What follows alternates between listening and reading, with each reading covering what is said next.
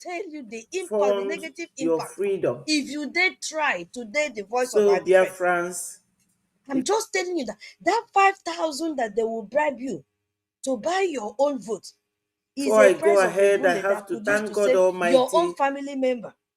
So when you take that money, you are not smart at For all. creating You are us, taking a bloodstained down payment. That is what you are doing. So you must redirect your resources and giving put it us where it's life supposed to be. Go and pay for the your life of liberation tax every month before the 15th of every month. Because every our leader naira for a Mnk campaign Msen. poster is a naira stolen from a survivor. The Biafra Defense Fund God is not a Almighty, political merciful fund. Father, Get that to your brain. It is a sacred fund for our self-preservation. I thank and glorify your You name. are perpetuating a deadly illusion that will never happen.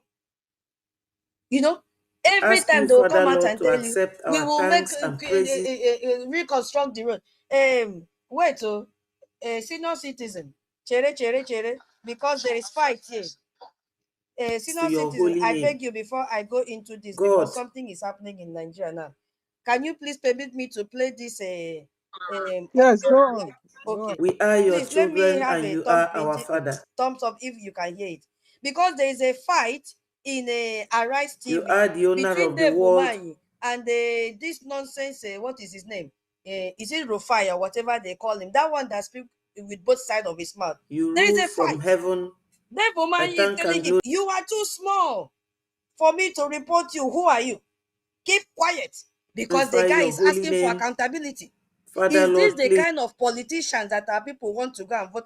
Make I play. If do the not boys leave come our out, please leader just give me top Mnk up. I'm playing Msen. with another device. So at first, Minister, after you are going to report all sorts. Anyway, I am not Thank you, beholden to you. My job is accountability. You are too small for me to listen. So at first, Minister, after you are going to report me in front of President Tinubu and said all sorts. Anyway, I am not beholden to you. My job is accountability. You are too small for me to report you to the president. No, but they are very too small. Minister, let me speak. Minister, let me speak. I have empirical evidence. The world watched it on the commissioner of the project when you mentioned the questions I asked you to the president. That was reporting me to the president officially. The world watches, so you don't need to dilly down about the empirical facts. I don't talk without facts, Minister. You know, when I have my facts, I talk. And I insist on my question when I ask some cost facts. Let me only address you. Minister, you will not allow me speak. The problem is you will not allow me speak. You spoke for over 20 minutes, over 10 minutes. Because you don't know what you're speaking. But let me speak. Let me speak. You will not allow me speak. You see? If you can just keep quiet and be calm and just allow me speak, I'll be happy. All right? So my question still persists as regards the cost per kilometer. You cannot tell me that we don't have a right to know the cost per kilometer. Even if it's an undulating landscape, give us all the facts and the details of the cost per kilometer. That's all we'll ask for. Other questions as regards the loans taken. What is happening here, my people, is Auntie this one is Oseni. yes, Oseni. He is asking for accountability. It's just remaining like 1 minute more. He is asking for accountability of the road construction that Dave Umahi is in charge.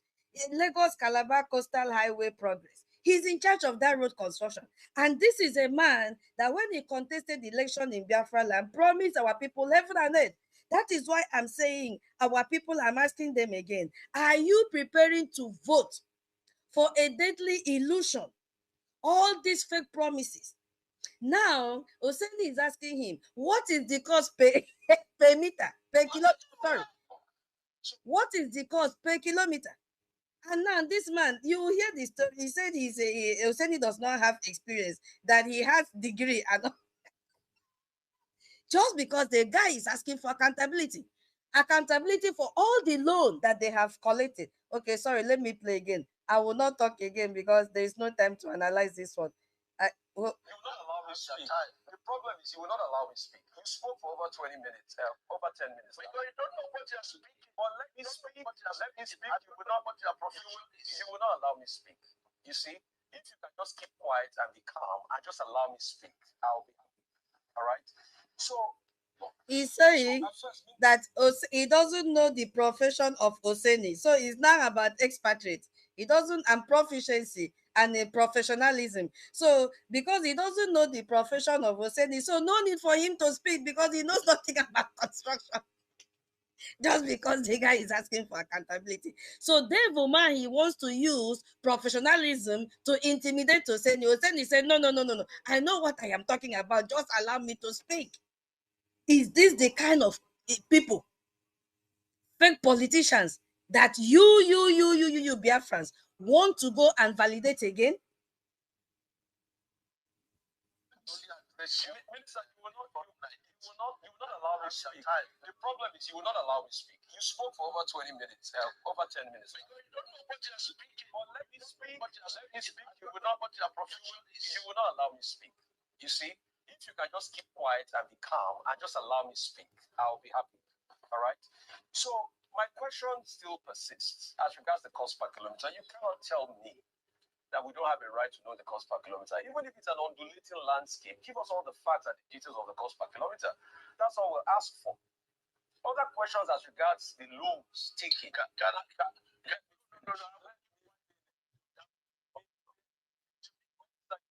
me to speak. The minister will not allow me to speak. No. Don't do that with me. The minister will not allow me to speak. I was in your studio, and when the first session was on, and I ran the course. And what you are asking us is 750 kilometers of coastal highway. We should tell you cost per kilometer, so you multiply by 750. That's nonsensical. No, so tell me the cost per kilometer. There's nothing too hard for you to tell me that figure. You've not still told me that figure, so I was right on that point. The second point, you don't understand anything. I'm a professor in this field. Okay. You don't understand what university you cannot ask me to tell you a cost. What university gave you professorship in engineering? I didn't know you were Professor Mai, Minister. I didn't know. So please, you're not a professor in practice. I'm a professor in practice. Okay. I understand engineering very well. So, and you have no knowledge of that. If you will let me, you have no knowledge. If you will let me ask. So you okay. And stop. Minister, it's all right. Keep dignifying yourself and let the world see you for who you are.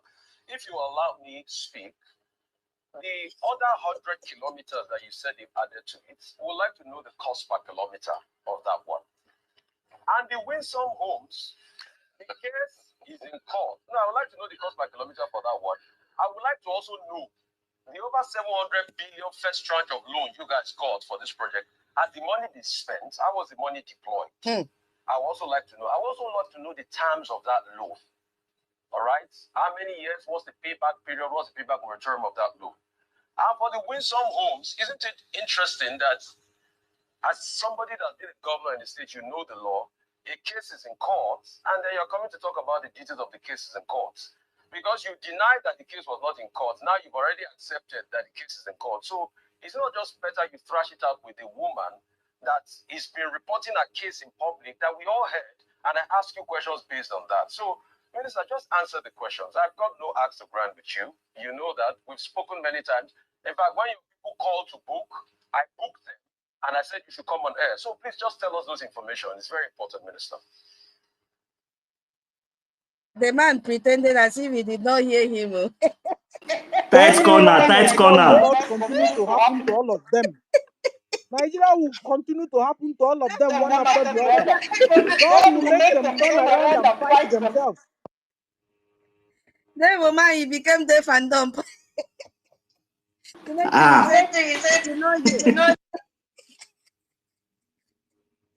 Just because he's being asked for accountability, tell us how much is it.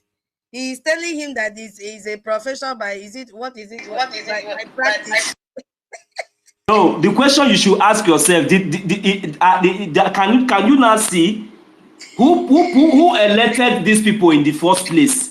Who put them there? You see, there is no problem. Let me just mute my mic. You know, when I came across this thing, I'm like, this is a minister that was a governor in the old Ebonyi state.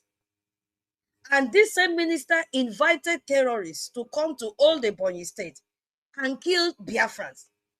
He embezzled a lot of money. When it was time to hold him accountable, he jumped and joined APC. Now look at the trend. The president of the APC president, which is Tinubu, is a liar. So you see that everybody working under the umbrella of Tinubu are liars. Whatever come out from their mouth are all lies. Because it's not me that said it though. You heard when Osendi said, he's not telling us the truth. Accountability. He is panicking. He's asking him, who are you? Just shut up. Don't ask me that kind of question. You are too small for me. He's bringing intimidation. Thinking he can be able to, suppress Oseni. But that was sorry to interject you, Auntie Tutos. Those money Oseni was asking him, what did they use those money for? They have been using it to fight IPOB. That have been using the money to fight the Biafran people. That is what they have been using those money to do. That is the only thing they know how to do. Exactly. They use the money to fund terrorism. They use the money to pay bandits because bandit is on their payroll according to Aerofile. Everything we say here, we have evidences to that. So my people, is that the kind of politicians you want to go back and vote? Politicians that will call white black and call black white? Politicians that is afraid of accountability? That is why the senators have arranged to hold a motion meeting on Tuesday to counter, because they are afraid of accountability. They are afraid of sanctions from the US Congress. They are afraid of sanctions. They are afraid of a visa ban. All forms of sanctions will be on them, each and every one of them. We have compiled their list and will continue to compile. Is that the kind of people you want to vote for? They will come out like Tinubu went to our region and say, oh, in Seaport, and the other senator, what is his name? I think a minority leader, he said, Kanu, is it Kalu that is his name? Oh, Mr. President, I'm begging you, come and make sure we have Seaport. I said, what? You are begging a president? And then Tinubu said, I'm going to restore the seaport, it will be functional. All that because he wants to contest election in 2027. So is that the kind of politician that you want to vote for again in Biafra land? The answer is no. We will never allow. There will be no Anambra starting from Anambra. It will never happen. It will never happen. Because they will tell you and you may think that change is coming. But for 60 years, what has changed? Nothing has changed. The road are still dead trap. In fact, it is even worse. Because 60 years, let me say early 60 years, there was something like kidnapping. But for the past 20 years, they intentionally left our road to be, what do we call it? Unmotorable. So that it will become a dead trap. Kidnappers will come out. Once you enter portal, they are there. You see what is happening? But one thing that has progressed with terrifying efficiency is the machinery of death. Because the killing has become more industrial than before, more systematic than before. They calculate every killing. So if you participate, you are just telling the world that we believe in Nigeria. God forbid bad thing. That is what we are going to tell the world. We are going to tell the world, oh, we don't need help. Oh, we don't need help. We are fine. So that is why we are going out to vote. It can never happen. It can never happen. We will never participate in any Nigeria election. Mbano. No way. No way. So now I want to look at, before I read the document that what's his name, Senator Moore wrote. I'm going to read it later since Toti has extracted it out for me. I'm going to read it out later. See, not this is an Abby. I just want to address thank you. I just want to address these pastors a little, because these are the major problem that we have. These pulpit bandits. I call them pulpit bandits because that's who they are. All of them, they were all Muslims, beginning from Adeboye to this one in Winners Chapel. What is his name, sir? Is it Oyedepo? Oyedepo. Mountain of, all of them are all Yoruba pastors. And who are Suleiman. their congregation members? It is Biafrans, 99.9%. Biafrans go to their church. Biafrans contribute money for them. Biafran make them to be who they are today. Biafrans even go to the extent of contributing for them to buy private jet. Biafrans contribute for them to send their families to abroad to go and study. Biafran contribute to feed them. What have Biafrans not contributed in the church? All the tithe. 10%. If you have contract of 2 billion, you go and give them 10%. What is going on? That is the problem that we have. So I'm telling them, all those pastors in Biafra land, even Bishop Kuka, I'm praying into that Nigeria must happen to Bishop Kuka. Because Bishop Kuka came out and said that the insecurity is improving. You see, that Tinubu is working. I am saying it, I'm not hiding my mouth. That Nigeria should happen to that man because it almost happened to him 2 years ago. Yes. So since he has come out to support, like Tunde Bakare, my brother has repeated it again here today. He said they are calling him. I don't know which network they used to call him to come and join ADC. Can you imagine? Witches and wizards are calling him. Yes, so because all those politicians are witches and wizards.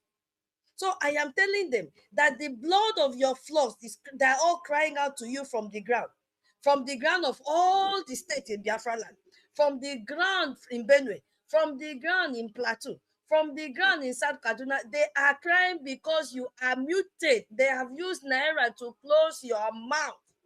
They have used Naira to blind you. They have used Naira to tell you, go and say black is white. I am still waiting because I know the next memo that we are going to see online. The next memo now will be to tell Khan president, come out and write that there is no Christian killing in Nigeria. That will be the next thing. They've already done that. That will be the next thing that we are waiting for. And he will do it. Already. They have already done that. Tutors, they've already done it. You let see? Me put it on the JT. Yeah, I will send it to you and put it on the JT. I beg said, let me tweet. You see? That is the problem. And they feel that when they come out like this, that they can intimidate, lenient men and women that are taking decisions based on evidences. They cannot intimidate them. And that is why every day, a new Congress person will be added to the list of those speaking against the genocidal war that is going on in Nigeria and in Biafra land. Yes. Senior citizen, there is a book in Proverbs that says, I want you to open your Bible and confirm if I'm reading it correctly. It says, rescue those being laid away to death. Hold back those staggering towards slaughter. Hey, if you say, but we knew nothing about this, that does not he who weigh at the heart perceive it? Proverbs 24, 11 to 12. I'm not a pastor. Because they can claim they did not know. But the evidence is trending everywhere. But they are silent in their pulpits. So I will say that they are complicit to what is happening. Like my brother rightly said, if a Khan president can come out and release such a memo, what else do we want? The only thing is for us not to take part in anything that has to do with Nigeria. I am telling them, stop collecting money, stop extorting money from Biafrans, and after extorting money from them, you push them out to go and vote, and they will kill them. And then what will you do? You go to their family members and say, accept my sympathy. If you are such a pastor, we will first of all tell you, accept our sympathy from your family members. Because you are the one deceiving them to go out and vote that there's nothing wrong in Nigeria, that Nigeria is safe, while you pack your family out and send them abroad. While you stay inside your home and tell them, no, go. God gave me vision that Nigeria will be better. Just go. I saw vision. Didn't you hear how I prophesied on Sunday last month? God told me. God opened everything for me to see. Because Tinubu now has come out and said, how can you say there's a genocidal war or the Christians are being killed when he himself is a Muslim and the wife is a pastor in Redeemed Christian Church of God? I told Tinubu, your wife got the title because of donation. Yes. She did not go through Bible study. Is it that same wife that went to the market in Lagos State and called Ogun to kill Igbos? Is that the same wife that you are talking about? The video is there, that she behaved like a crazy woman. The video is there. Thank God for social media. It doesn't lie. It doesn't forget. So if you are a pastor, you must preach a sermon of liberation, not a sermon for them to go and support Nigeria and get killed. Preach from the book of Exodus. Preach from the book of Exodus. You see, I'm bringing Bible now. Preach from the book of Exodus. Tell our people that we are in Egypt. And the Pharaoh in Asurok has created our destruction. You must tell them the truth. Our vote is not for Nigeria politicians. Our vote is for freedom. And our campaign is for the survival of our nation, not for anything Nigeria. So you must lead the practical work. The church treasury, anybody that is a financial member of the church, the treasury must have a portion set aside for our defense and welfare. Yes, it is high time we call these people out, that whatever they are collecting, they should set aside some money for our defense. Because they are the ones collecting all this money from our people. So my people, don't just think that this is just a local affair. No. The world is watching. The United States is watching. Because when they see us, who we claim we are the victims, and whom we are the victims. If they see us participating in this political system of our oppressors, what do you think they will say? What do you think they will say? They will say maybe it's not as bad as we watch in the video. We don't want them to say that. We have gone a long way. So you cannot use your greed, a faction of you, because I know genuine Biafrans can never go out to vote. Because we respect the command from our defense. We are already redeclared our nation and our freedom. So I will stop here and then go to the document. Can you still hear me? Yes, go ahead, Tutas. Go Okay. ahead. We can hear you. Yeah. So I want to read the document that was written to the Secretary of State, Rubio. And it says it's written by Senator More, Committee on the. I think it's not too clear here. Let me just go to my page. Give me a few minutes, please. That is not really clear. Give me 1 minute, please. Let me extract it. It's not too clear from there. I'm sorry. Toti, you can warm the house, please. Let me bring it out. Okay. I'm there.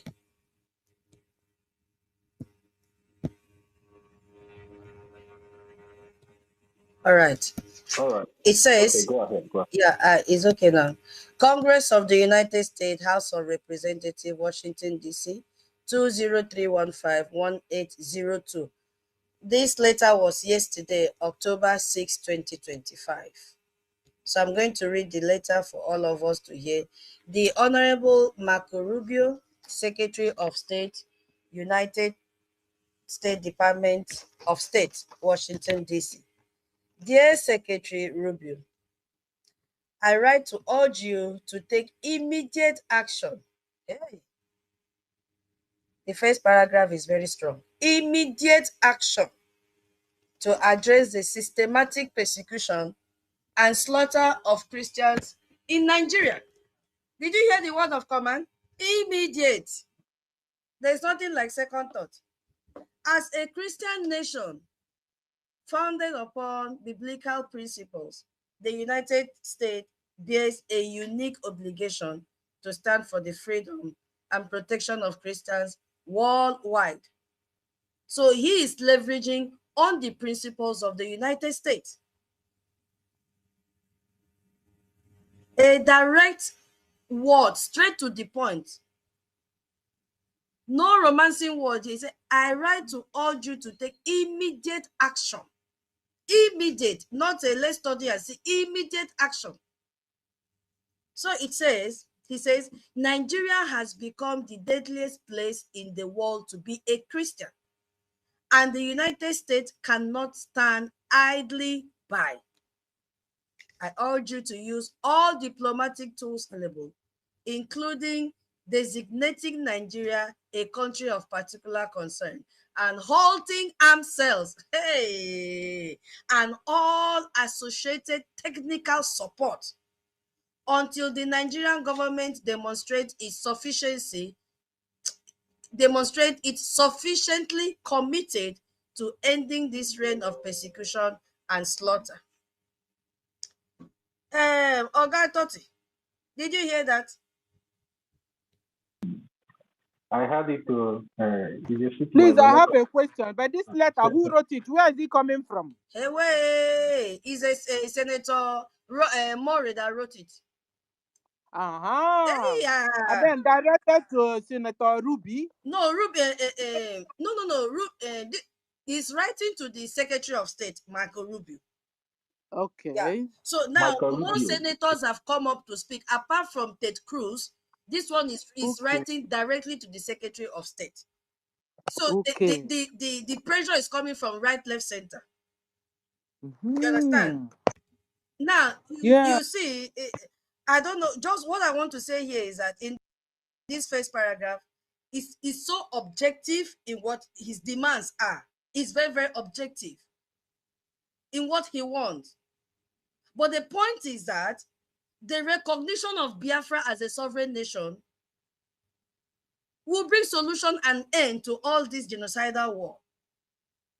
Because if he's saying that until Nigeria government demonstrates it is sufficiently committed, Nigerian government can never commit to ending this reign of persecution and slaughter. Our senator, Nigeria will never end it because they have an Islamic agenda. And they are working seriously and dedicatively to make sure they achieve this goal. But we really appreciate you for writing this letter to the Secretary of State. We really appreciate it from the bottom of our heart. But this clause here, for Nigeria to demonstrate sufficiently to ending this reign of persecution, it will never end. The only thing that can bring end to it is the recognition of Biafra as a sovereign state. Sorry, because Tutu. those that are killed are Biafrans. Yes, go ahead, Toti. Sorry, yeah. You know, this is political statement, understand? So they don't need to call direct for Biafra recognition by themselves. It is only our action to call it, because they know that the Christian dominant area are Biafrans. So they have to come in direct, then ship it. When everybody sit on the round table, they will not table the main thing. Understand? So that is what that is indirectly talking to us. That's what it means. I know. But we just have to let them know as well that something else can also bring a solution to it. And that solution is recognition of Biafra. I don't expect them to put in the letter. You understand? Should I continue? Go ahead. Yeah. Okay. Okay. So we really appreciate him. Another thing that gave me joy, my people, listen to the halting. The halting part is what made me to be so happy. Because people mocked our APM that he cannot stop this deal. They mocked him that he can't stop this deal.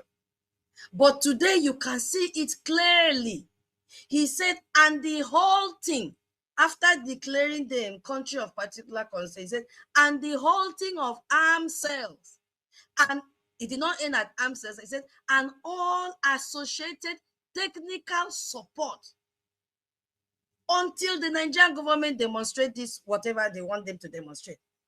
Is God not great? Is God not great?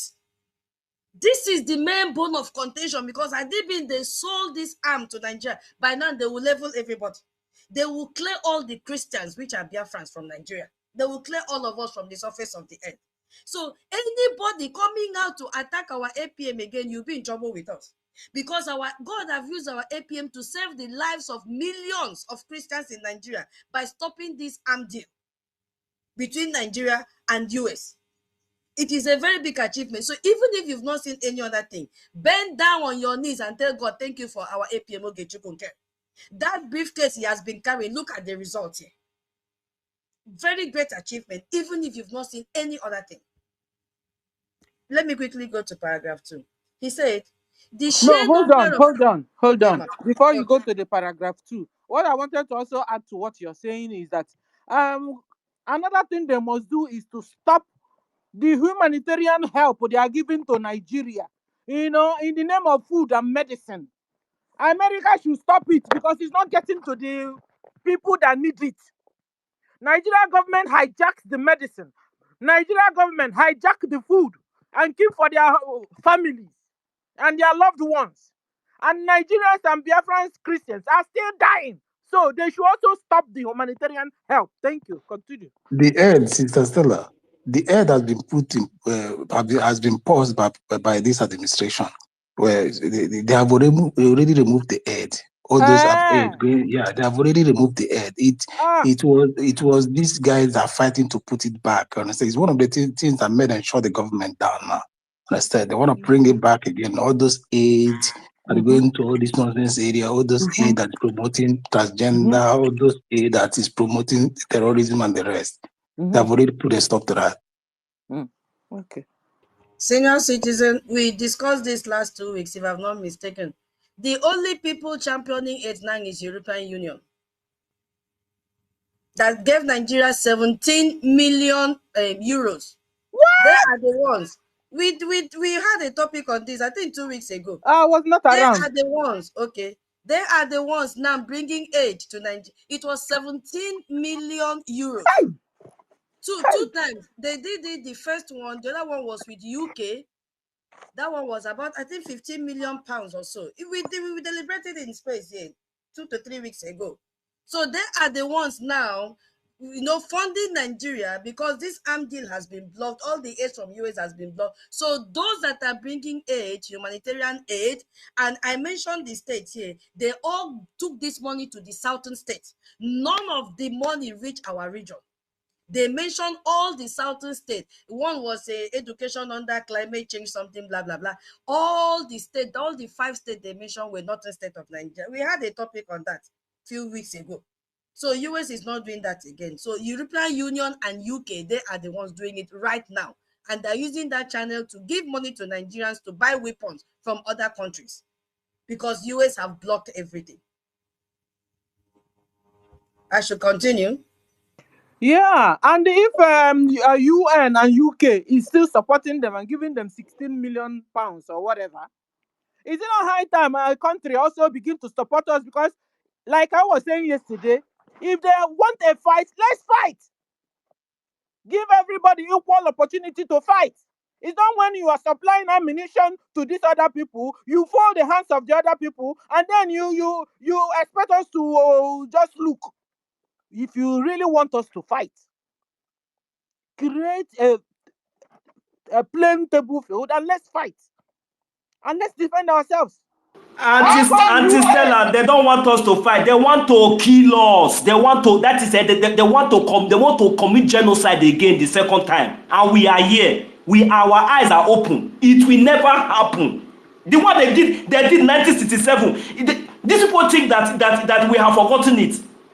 Till today, this is what they are doing. That is what they want to do. If me and you allow this thing to happen. Thank you. Atrial Pastor Tutor. Go on. You people are making us to talk about this European. I saw a tweet today also. European Parliament, they are demanding for the release of a Kanu musician that has been sentenced to death for blasphemy. I asked them, what about our PM Simon Ekpa that has been jailed in Finland for fighting for the freedom of Biafrans? So you know how to demand for the release of this Kanu musician, or is it because he's a musician? But you have jailed a freedom fighter. This same European, Europe. Anyway, let us continue. Paragraph 2. It says, the sheer number of Christians who suffer persecution daily for their faith, including the staggering number who have been murdered for proclaiming Jesus Christ as their savior, is horrific. Hey! Horrific.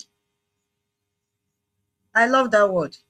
He said more than 7,000 Christians have been killed in Nigeria in 2025 alone.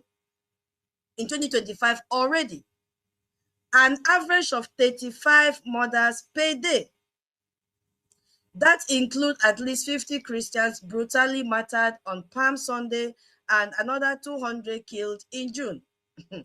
This is consistent with reports from Open Doors that more Christians are killed every year in Nigeria than the rest of the world combined.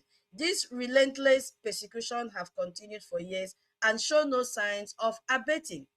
My people, you see, one of the videos, or let me call it jingle, that we normally play before the space will start, including information minister, you see that interview that they invited this open door, what do they call them? Is it open door missionaries or whatever they call them, or ministry? They have an office in Nigeria, you understand? So now what this senator did was to get first-hand information, first-hand, with enough backed evidences. You understand what I mean? So you see, look at the people he's called, look at the event. He said, let's leave the one of 2025. He said, including at least 50 Christians brutally martyred on Palm Sunday and another 200 killed in June. These 200 should be the one from Benue. And he's making reference to report from Open Doors. I think we should begin to follow these Open Doors if they have a Twitter handle, so that we bombard and give them more evidences of what is happening, because they may not have all. We should give them, because this is a time to pile evidences so that they will see. So he made reference to that. Did you see him make reference to any Nigerian journal, media handle? The answer is no, because he knows that they will never tell the truth. He knows that the Tinubu government have brought out media blockade. If you report, we sanction you. If you report, we seize your license. So he had to go to where he will get it as it is, verified information. Yes. And he said this relentless persecution have continued for years and has shown no sign of abating. Yes, it can never stop because they are on a mission.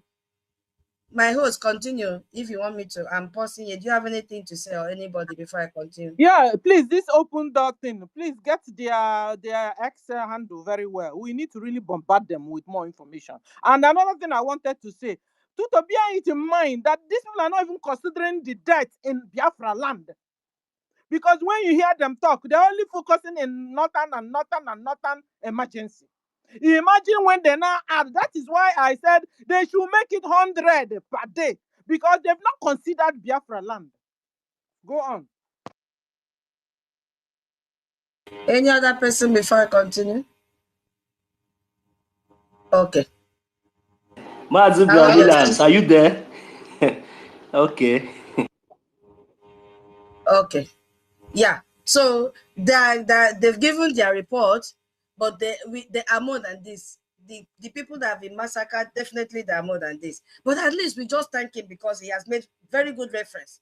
Now let's go to the paragraph 3. He said, hey, this is getting more interesting. Look at the caliber of people that Nigeria want to counter. Hey, listen, my people. Evidence-based, factual. He said, since 2015, oh my goodness me, what is this portraying? When did the Onion do start broadcasting? Did you hear that? Since 2015, let me read the line so that we understand very well. Since 2015, at least 250 Catholic clergy have been attacked, in addition to another 350 clergy from other denominations since 2015. And he said, on Ash Wednesday this year, a priest in the north-central Nigeria was kidnapped and brutally murdered.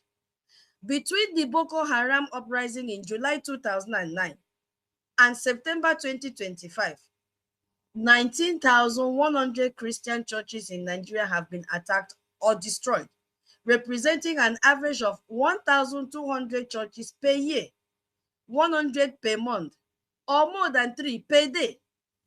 In addition, at least 850 Christians are currently being held for ransom in jihadist camps in extreme conditions. These individuals are tortured or killed if ransom isn't paid. Obinze is part of this. Report estimate at least 15 million people have been displaced by the rampant act of violence and terror in Nigeria. Simply put, this must end. Oh, hey. That is how the man ended that paragraph 3. Simply put, this must end. He is writing with aggression. Let me, my host, should I just rewind this paragraph 3? Yeah, hold on. And this is also why tutors, at this point in time in Biafra land, you are a Biafran and you watch Boko Haram terrorists, Nigerian military come in your zone, in your vicinity, in your community, and they will carry your brother and sister. You guys are there watching. You will not allow them to go away with their pickup. Shame on all of you if you do that again. It will be a big shame and abomination to you that you will watch terrorists, Boko Haram, Nigerian military, police, air force, we call them road safety, and you are there and they whisker away your brother and sister in van, in a motor, in front of you. He didn't see stone to throw. He didn't see tire to bring down. I don't know how God will begin to punish you on that. Go on. Then, okay, I should rewind that paragraph 3 because he's giving Yes. statistics. And if you look at, he has made reference to 2009 as well. I want us to begin to connect the time Onyendu started this broadcast and exposing them. So it means that some people were secretly following Onyendu. Don't be surprised, they may even go to his Twitter handle and extract most of these things because he was speaking raw truth. He said since 2015, at least 250 Catholic clergy have been attacked, in addition to another 350 clergy from other denominations, that is pastors, reverends, and all that. Even those with that title, so far as they were calling the name of Jesus, they were killed. So those ones make up this 350. So why did he get the data from Catholic Church? Because Catholic Church have data of their priests. So if one dies, they'll put it on record. So that's where they got this data, 250. Now, he said on Ash Wednesday this year, 2025, a priest in north central Nigeria was kidnapped and brutally murdered. Between the Boko Haram uprising in July 2009, he's telling you when Boko Haram started the uprising, and September, so between July 2009 and September 2025, 19,100 Christian churches in Nigeria have been attacked or destroyed, representing, he now broke it down, representing an average 1,200 churches per year, and he now broke it down per month, 100, or more than 3 per day. So year-wise, month-wise, and day-wise, he broke it down. This is what Nigerian government does not have. And if they meet on Wednesday, on Tuesday, and read this data, they are doing copy and paste because Nigerian government does not have the data. I read through the motion letter that they've written that they are going to ask for data to those that have been killed and those that have not been killed. Shame on to them. Shame on to them. They don't have data. Because when people are killed, they hide it. They bury them in shallow graves. You see? So these individuals are tortured or killed if ransom isn't paid. So these people know that when they kidnap you, that you are going to pay ransom. And if you are not paid, they will torture you and they will kill you. He said report estimate at least 15 million people have been displaced by the rampant act of violence and terror in Nigeria. And then he now ended it. Simply put, this must end. This must end. This killing must end.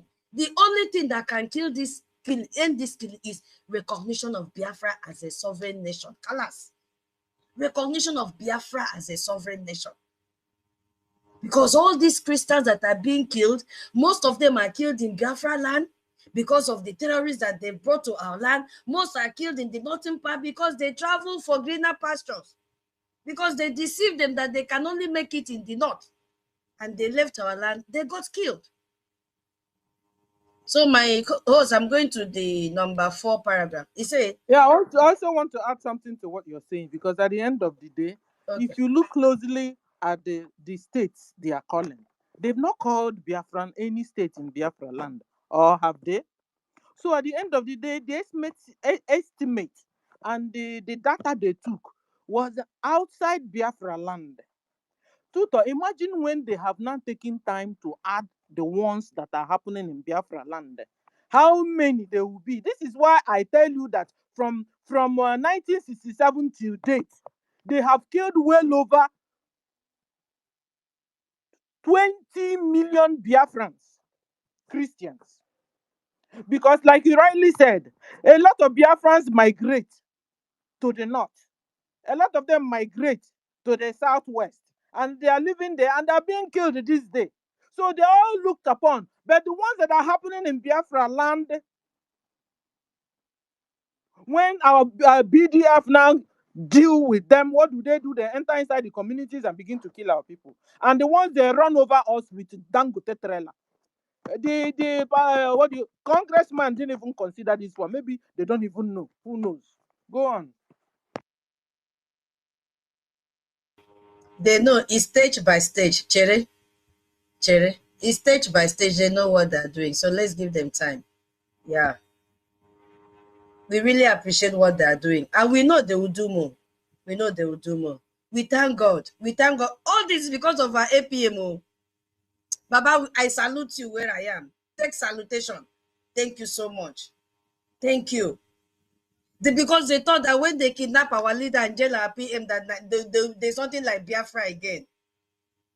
But they brought out that buried zeal in us, that enthusiasm in our APM, and all of us gathered here. We said enough is enough. And today the world is talking about Biafra, freedom of Anti-tutors, when they could not get our Mazi Elias Mbom, that was when I was relaxed. I went back to sleep. I was drinking champagne. I tell you, let them kidnap everybody. Let them go and kidnap Elias now. They should go and kidnap Elias. Mad people everywhere. They are looking at our acting prime minister. They are wasting their time. They are wasting their time. Biafrans, my sister, I'm sorry to interject you. Sometimes if I just listen to some certain things, the thing just come. Well, I'm sorry to interject 1 you. million, you know. 1 million, you know. When this is also helped me in knowing the red flags. Because when they began to attack. Sorry, Sister Sarah, did you call me? Sorry, I don't know. I just. No. 1 million, I was telling you. But if you want to speak, I'll just stop. So, what also helped me to know that red flags are all over the whole place is when they also started abusing our lobbies, abusing our Mazi Elias and our lawyers. This is also where I know this is a pure red flag. You understand? So go on. Brian, you want to chip in something because we are reading out something so that it's not yet I time lost for you track of to where give your speech. we are. I was off. Was If you off. want to I just lost track comment of on what where she we are. said, go I on. know Tutor was reading something. So can you hear me? Yeah, it's okay, Mazi Brian. That is where we are now. You can just hold on. Maybe let her rephrase because we are just reading it and asking anybody to make their opinion before we move ahead because we can't just read. It's a very long page. Okay. So Okay. yeah, yes sir. Yeah. Okay. I did not get. I wasn't at hearing when she read the last stanza. Sorry. Okay. So just listen. Tutor, go on, and then anybody can contribute All to. right. Then later we'll come back to the topic. Yeah. It's okay. I can read the third paragraph. It's fine. Let me read for him to hear. Then I go to paragraph 4. Are you there, Brian? He said, since 2000, it's just given that year-wise, month-wise, and day, wise, the number of people, churches that have been destroyed. So since 2015, he said at least 250 Catholic clergy have been attacked, in addition to another 350 clergy from other denominations. On Ash Wednesday this year, 2025, a priest in north-central Nigeria was kidnapped and brutally murdered. Between Boko Haram uprising in July 2009 and September 2025, 19,100 Christian churches in Nigeria have been attacked or destroyed, representing an average of 1,200 churches per year, 100 per month, or more than 3 per day. In addition, at least 850 Christians are currently being held for ransom in jihadist camps in extreme conditions. These individuals are tortured or killed if ransom isn't paid. Reports estimate at least 15 million people have been displaced by the rampant act of violence and terror in Nigeria. And he ended it by saying, simply put, this must end. Okay, so you now went, let me go to paragraph 4. He said, now he's mentioning the extremist groups, and there are more than this because we just realized that there are 22. But at least he has tried to mention the first part. He said Muslim extremist groups such as ISIS West Africa. It's a good thing. This one is not part of it, but I love that it is a good thing for them to know that there is ISIS in West Africa, not only in Syria. You see? So he says such as ISIS West Africa, Ansaru, and Boko Haram are major perpetrators.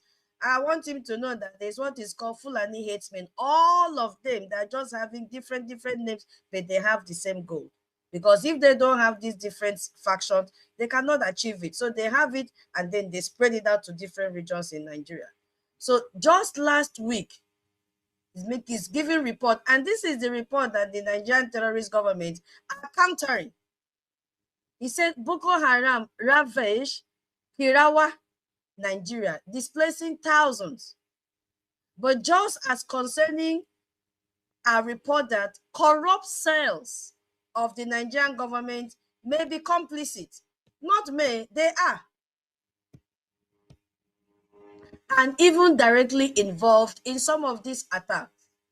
In Nigerian states such as Kano, regional governments have backed and facilitated the closing of Christian orphanages and forced the children to be re-educated as Muslims.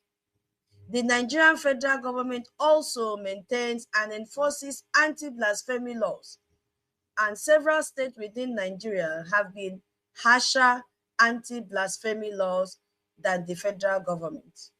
This includes sentencing an individual to 24 years in prison for insulting, unquote, the Prophet Muhammad. That is the end for paragraph 4. So the man has taken time to mention the different terrorist groups, ISIS West Africa, Ansaru, and Boko Haram.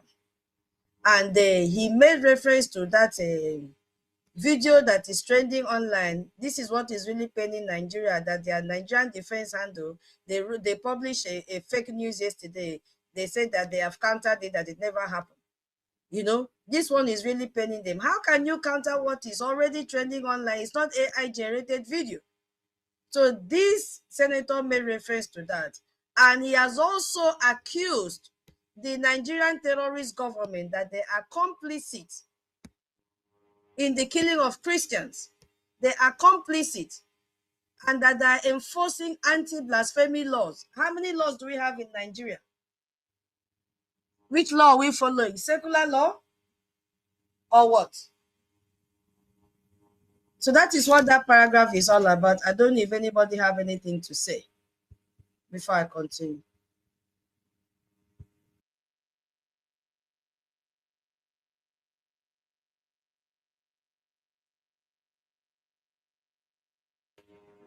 My host, co-host, any other speaker, do you have anything to say in that paragraph before I continue?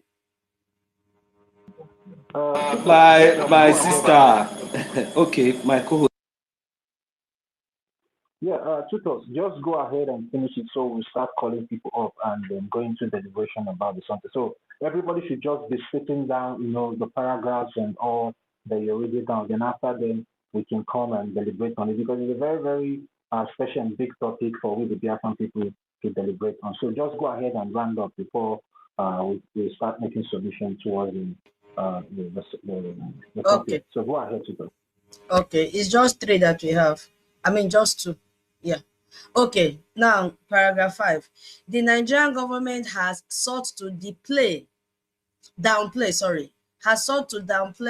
the genocide of Christians, arguing that Nigeria has a broader issue with terrorism that affects people of all faith is a lie. So while Nigerians of all faith face terrorism and death at the hands of the extremists, Christians are far and away most targeted for persecution and violence. Additionally, this violence stem almost exclusively from the Muslim groups and are explicitly anti-Christians. The attempt to diminish this fact do not speak well of the hey! do not speak well of the Nigerian government, nor does the prevalence of corruption that is complicit with terrorist acts. My people, wait, let me just. So there are ways that the Nigerian government have recruited their touts to come online to downplay this news of genocide of Christians. Let me read it again. Additionally, the attempt to diminish this fact do not speak well of the Nigerian government, nor does the prevalence of corruption that is complicit with the terrorist act. Nigeria is the headquarters of, okay, he has mentioned it here. Oh my God, listen to how he's describing it. Nigeria is the headquarters, he added is, of no less than 22 Islamic terror groups with links to ISIS and other broader networks. We cannot ignore the religious nature of this scourge of anti-Christian violence. This one sweet me. President Trump designated Nigeria as CPC during his first administration. President Biden decided to undo the designation when he took office. As senator, you sent a letter with several of your colleagues to then Secretary Blinken urging him to redesignate Nigeria as a CPC. In that letter, you wrote, okay, it's now reminding Marco Rubio that he wrote a letter when he was a senator, then in a Biden's administration. Let me read that again, please. He said, President Trump designated Nigeria as a CPC during his first administration. President Biden decided to undo the designation when he took office. As senator, you, that is Rubio, the Secretary of State now, sent a letter with several of your colleagues to the then Secretary Blinken, urging him to redesignate Nigeria as a CPC. In that letter, you wrote, in accordance with the U.S. Commission on International Religious Freedoms recommendation. This is quoting now. He said, it is incumbent upon you to reverse last year's decision and redesignate the country as a CPC. The moment demands that you do so without delay. My people, did you see what is happening? Let me finish the last paragraph. Oh my God. I agree with your assessment that the moment demand that the administration takes strong action without delay. And the situation has only grown more dire.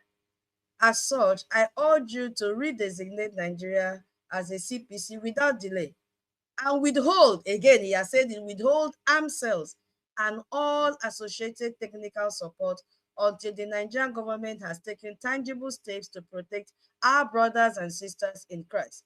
Thank you for your attention to this request. Sincerely, really more, Member of Congress. Sorry, let me just say, my mouth is scratching me too much in these last two paragraphs, especially second to the, and the last one, second to the last is telling them that Nigeria government, they are trying to lie. They are trying to diminish this fact. They are trying to deny that Christians are not being killed. They are trying to portray the image. You see, Nigeria is trying to say, no, it's not only Christian, no, even Muslims are being killed. Now, this senator has come out and said, they know. Let me read it again. The Nigerian government has sought to downplay the genocide of Christians, arguing, you see what is happening? Arguing that Nigeria has a brother. Anti-tutors, please, can I ask you a question? Go ahead. Just like as it is now today in the zoo contraction called Zugeria Boko Haram Den, if something now, no, how many church, let me just say, how many mosques, can you count how many mosques that this zoo terrorist government has built in the zoo? Then how many church have they built as as a secular country? Because we are trying to ask about that secular and whether secular or regular or whatever. How many church does that contraption, that terrorist state can stand and say this one it is sponsored by government, and there have never been any attack or any terrorist attack in that place in history? Is there any? No. So then we will now have to understand what these people are doing. That is the fact. Exactly. They cannot beat their hands on their chest and say this is what they have done. Do you know what is even happening now? If you go to social media, you see how they burned down a mosque and said, oh, mosque have also been burned down. Have you people seen it? No. This is the reason why they can boldly come out and say no Christian was killed or all these things that they are saying. But we have evidences. They are just trying to ignore the evidences that is scattered all over the places, that is everywhere. Even the one they confess with their own mouth. They have forgotten all these things because they have been doing this for a very long time and nobody has dared to hold them accountable. My brothers and sisters, there is no mercy for these people. If the world refuse to hold these people accountable, I believe that time is coming. We will do it by ourselves. Nepal did it now. I think other countries, we will do it by ourselves. Let me see how the helicopter that will come and rescue them from anywhere we fly. When that time comes, we will start from Biafran land. If you go to, let me give you the handle that you go and see that picture. Dean Echo, D capital D EEN ECHO. He's the one tweeting it. He said, deadly attack hit mosque in Nigeria. At least 27 people were killed when gunmen attacked worshippers at mosque in Kaduna State. Just go to, use the name. Let me call the name again. Capital D EEN, then capital E as in elephant, CHO. Go to his handle, you will see. So they're not taking time to burn down their mosque so that they'll say, also mosque can also attack. But our senator was so smart to tell them, I know. You say it's not only Christians that have been killed. Muslims have also been killed. But let me tell you that Christians are far and away the most targeted for persecution and violence. Yes, we know Muslims are killed, but this is it. And that they attack this violence almost exclusively from Muslim groups and are explicitly anti-Christian. So before you jump out with your propaganda, they already know the angle that you are coming from. That is what that paragraph is saying. So you are just wasting your time. Those of you that Nigerian government have paid you to come out, open different accounts. Chinas and Warrior has given them the idea and a job for recruit people, recruit, pay them 50,000 naira, then 20,000 naira, let them open account. Before you come out to display your stupidity and non-entity, they already know you. They use Oyokomita to read all of you. They know what your government is capable of doing. They have already named them corrupt leaders. Yes. And the last paragraph before I drop my mic that gladdened my heart so much. You see, this senator just reminded Senator Rubio, Secretary of State, and said, Baba, when you were there as a senator, remember you wrote a letter like this to redesignate Nigeria as CPC. Now the power is in your hand. That thing you wanted to do before that you were restrained from doing it, it is high time you do it now. Yes, he said the moment demands that you do without delay. This Senator Moro does not want waste of time. He wants a sharp to deal with Nigeria. So I will yield my mic here. Today. Yeah, the man does not want delay. I'm telling you, look at from the beginning of the paragraph, he was so objective in his demand. Yes, and he's still on the tone is objectively from beginning to the end of the letter. So it's not missing. He knows what he wants and he knows the situation on ground because he is getting verified information from authenticated sources. So he's not playing. He knows the pains, and you can see he's calling us his brothers and sisters. He's not calling us Nigerians. He's calling us his brothers and sisters. That this should stop. So I yield my mic here. Thank you, my host. Thank you so much. Yeah, thank you very much, Tutos, for that, wonderful and creative submission, and also the letter from Rep. Lemore to Secretary Rubio. So it's like the network has kicked Mr. Snow out. Mr. Snow, you can request for the mic because I've been saying that the network has been disturbing you, but if you're free, you can request for the mic.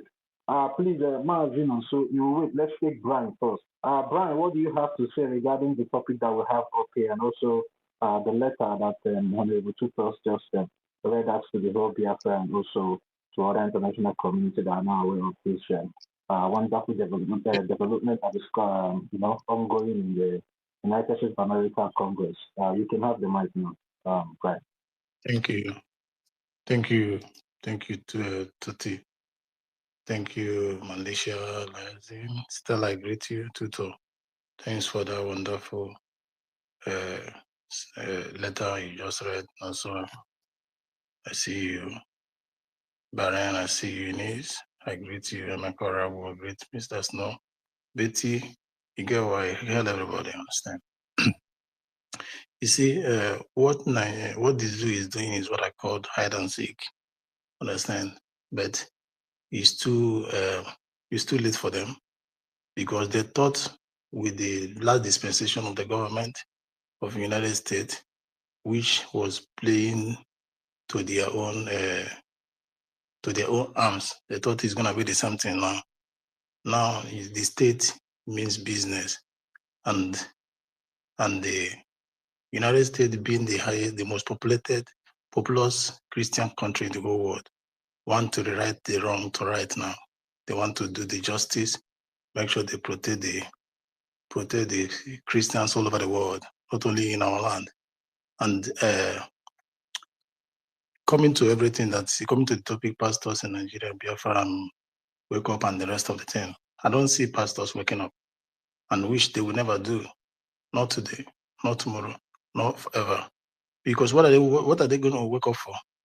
Are they waking up to lose what they have built? No. The answer is no. They're not going to wake up. Because waking up is losing and falling back to square one, or reducing or having the access or the enrichment reduced to 20%. Biafra is the land that sustains the zoo. We are the people that give the zoo the existence they have today.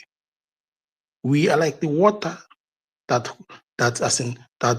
brings moisture, that makes them to germinate. We are that fertile land that you see that produce these fatty idiots, political fatty idiots. So losing that land it will be the worst to the human existence. So the land that hold the existence of the zoo is Biafra land. And you dare not expect these people to do otherwise, to champion your freedom, because they know your freedom is their loss of assets. Your freedom is their financial loss. Your freedom is your industrial loss. Your freedom is taking them back to square one. Try to cultivate, dig again. Where are they going to start from? You have Biafra has built their nation. No mind we are scattered all over the world. It will take us not more than 2 months. Everything will fall back into order when we start. Internationally, we are there. All we need to pack a bag of luggages and bring it home. For the meantime, the exportation will bring it home. We are the one doing it. The good governance is still us there. So if you are a congregation in any church waiting for your pastors or overseers or mommy GO, that the GOs to champion the event, the persecution happening in Biafra land or happening in your land, you are mistaken. You shall wait forever, and it will never come. Because all these churches of everything, or of a thing, name it for A to Z, the 90% or 95% of the overseers and GOs, they all came from Nigeria. It's a few percent that came from Biafra land. So you are an asset. They wouldn't want to lose. Understand? Today, Americans are standing up, and which is a plus to us, a win-win. But they're not going to fight the fight for us. We'll be at the front. We will destroy it. Theirs is just to pass the resolution. And when they see that we mean business, they will back up everything with action. Because they need something to hold there. Understand? They need something to hold to come in. The persecution videos and everything we send, we only designate. And when they have been designated as whatever the country of the countries that persecute Christians, if we take actions, they have seen something to back their designation with. Because we need an action that we need. And that is why we call for funding of the Biafra Republic government in exile. Today, you watch Sultan of Sokoto in a live broadcast, a national television station, or whatever they call it, try to rename Boko Haram, trying to paint it otherwise, saying that Boko Haram does not mean denying access, or does not mean how did he put it? I'm just trying to find the actual word he used, but if I didn't get it, what it means that the word Boko Haram is not their name. That's it. They're not saying that books is haram, that book is evil. That is not their name. Before you put one other name, what does that mean? He's trying to give them a better name to justify the action. Because when you use the Boko Haram, which means that they are against the Western knowledge, they are against civilization and the rest of them. But he renamed it to tell you they are not against that. Justifying evil, justifying terrorism, giving them more go ahead with the actions and inactions. It is us that will stop this. But when it comes to our people, we see the foolishness of man, the foolishness in Igbo land, the foolishness in Biafra people, standing before the world or wherever they are, all because of daily bread, criticizing indigenous people, saying all sorts of nonsense to indigenous people, of which he is a part of it, saying all sorts of nonsense, labeling them all sorts of names because of the penny, because of the daily bread you are having now. When your future is rest assured in Biafra, the penny and the daily bread you're being given in the zoo is not assured of you. You can be given that penny today, in the next seconds your life will be taken away from you. You are a threat to their existence, even if they like dying with them. If I am able to so imagine how these people protect themselves, protect the terrorist organization before the war. Sultan of Sokoto said it. In that book launch, Goodluck went and stated that Buhari was a committee, was a spokesman to this Boko Haram, which we all know was true. A Buhari then, before he was a then president of 1979, 78, 79, thereabout, and a then president, two-time president in 21 in this 2000 or this 2000 or something, being a spokesman of Boko Haram. What does that tell you? They are all Boko Haram. Every northern. It doesn't matter what your religion is. They are all Boko Haram sponsors. And they are very comfortable living with these people. Boko Haram only kill Christians. And they are not. But if you tell those northerners, if they give them, even those northern Christians, if you give them opportunity to lead people, the church not to the queue, they will choose to live with Boko Haram than to live with us.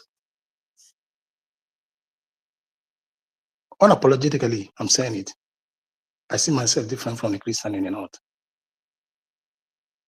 I see myself different from a Muslim, a Hausa Christian. Because we come rain, come sun, they still find it as in comfortable living with them. They are their people. So Sultan of Sokoto came on the live broadcast, tried to justify their name, to rename them, to make them look innocent. And he went ahead, he did not stop there. Telling you, he said that jihad are there to kill Christians for this, to march up. No, he said it. That is not true. Jihad mission is not to kill Christians. That is what he said, that's not true. Now ask Sultan of Sokoto, what does Quran 9:5 say? Is it not to kill everybody? And what does Quran 9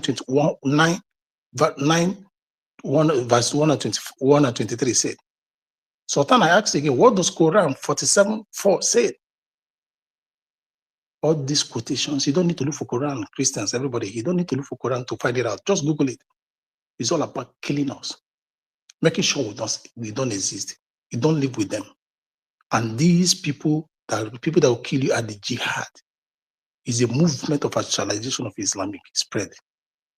And these people are the people that carry this action on. And Sultan of Sokoto came out to say jihad are not meant to kill, they are not killing people. These men are targeting their kids, and is a lie. That's what he said. And what does that imply? The same, what he's telling you is that all of them and intend them with what is going on. They all concur with the same movement. Whatever evil they do, but it's being covered with them under the same umbrella. And stupidly, Christians like us that are Biafrans, we foolishly sell our soul because of penny. I thank the people that have stood up in the Congress House. I thank all them all, especially Ted Cruz. He's very serious. And he's moving ahead. He's not only stopping there, he's trying to make sure that the United States designate the Muslim Brotherhood as a terrorist organization. United States, of which other countries saw them as a terrorist organization? UAE, Muslim Brotherhood were all chased out. But in the Western world, they're all just parading. They see them as freedom fighters, all those people. He wants to make sure that they've been designated as a terrorist brotherhood in the United States. And this, once it's done in the United States, the message and the action will spread all over. Because this the same brotherhood, through the same brotherhood, they all use Qatar, used to sponsor NGOs or you pay medias, or those give them money, hospital, or give them all those money, spread Islamization indirectly. That is why when we come, we're all going to make sure that the life of Al Jazeera is not going to come to our country to broadcast.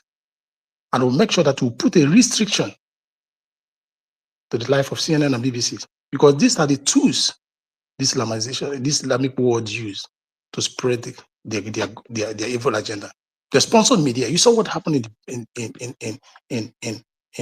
Israel. Al Jazeera media person, a terrorist, putting on Hamas. In the day, they're all these guys. The other one, they put on double clothes. This is what they use. They use every media. The NGOs, when they give you money, tell you what to do, how to operate. We will all enact a law in our land that even you, even me as a Biafra, to read, as in, to sponsor a bill, will take my head. Mazi Brian, can you hear the host? Will take your head. Yeah. We'll make a strict law that to even pronounce that word will take your head. Because that's not what Brian, can you hear me? Brian, can you hear us? Because if you put this death penalty on everything, they will not penetrate. Can't even hear us. Because if you let them in, they will come claiming peaceful in order to penetrate, go get down to your bone marrow. So that we These can people bring are, up they cause cancer acting prime minister is to a very existence. Yeah, I remove. So we're not going to give a room to that. Brian, I need to bring We're not going to give a room. Not even an iota of that. Brian is still speaking. Not even an inch to you that. Have brought him down and he's still speaking. So if you're waiting for your pastors They're not going to help Hey. you. Now, You all one. going to die. They have attacked the Wait for AI. your space. head of They have attacked the US space. That's why. to come forth, to make a speech, Please check to your stand on connection, pulpit. okay? Check You your all going to connection, die. please. You all going to die. Where is Adeboye? Is he making a speech today? Was it not Adeboye that come on media telling you that, oh, I've gone to have, by special grace of God, I've gone around the whole world, that the zoo is the best. Senior Why citizen, won't the please zoo be the best? refresh from the Because one of end, them now please. is in Next week, helms of the the power, voice of Brian helm of power. Clemens. I've removed That him from to the show you speaker that no matter almost how much No, the he was space saying, is being okay, attacked. She must refresh. Let's see if we can get it back. It has been attacked. We know we have heated them in a point that they can no longer resist anymore. This is what they do. Greeting. Okay. yeah, Good morning the from acting here. prime minister is here. Yeah, the acting prime minister is here. The acting prime minister of the Biafra Republic Government in Exile is here. And I want everyone of us to welcome into our space today. Thank you, sir, for honoring our space today, sir, and you're welcome. And the mic is yours, sir. I don't know what's going on. I can barely hear. Am I coming out clearly? Yes, sir. You have been heard, sir. You're coming out loud and clear, sir. Go ahead. Yeah, just from my end here. It's very, very. I can't really. All right. Greeting from here. Good morning from my end. I really appreciate everything everyone is doing. The Biafran people appreciate. Our leaders appreciate. We remember everyone. We greet everyone. I just want to say, keep the good work. Keep doing what you are doing. My name is Mazio Gechukwu Nkere, Acting Prime Minister of Biafra Republic Government in Ezra. And I am a messenger working for Biafran people.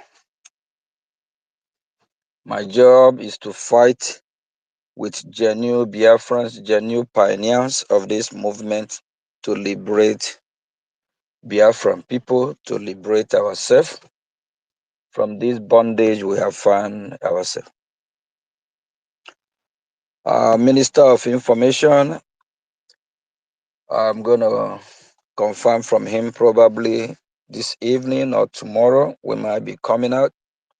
I like when I speak, I want every Biafra to see my face so that I don't really like to speak when you can see me.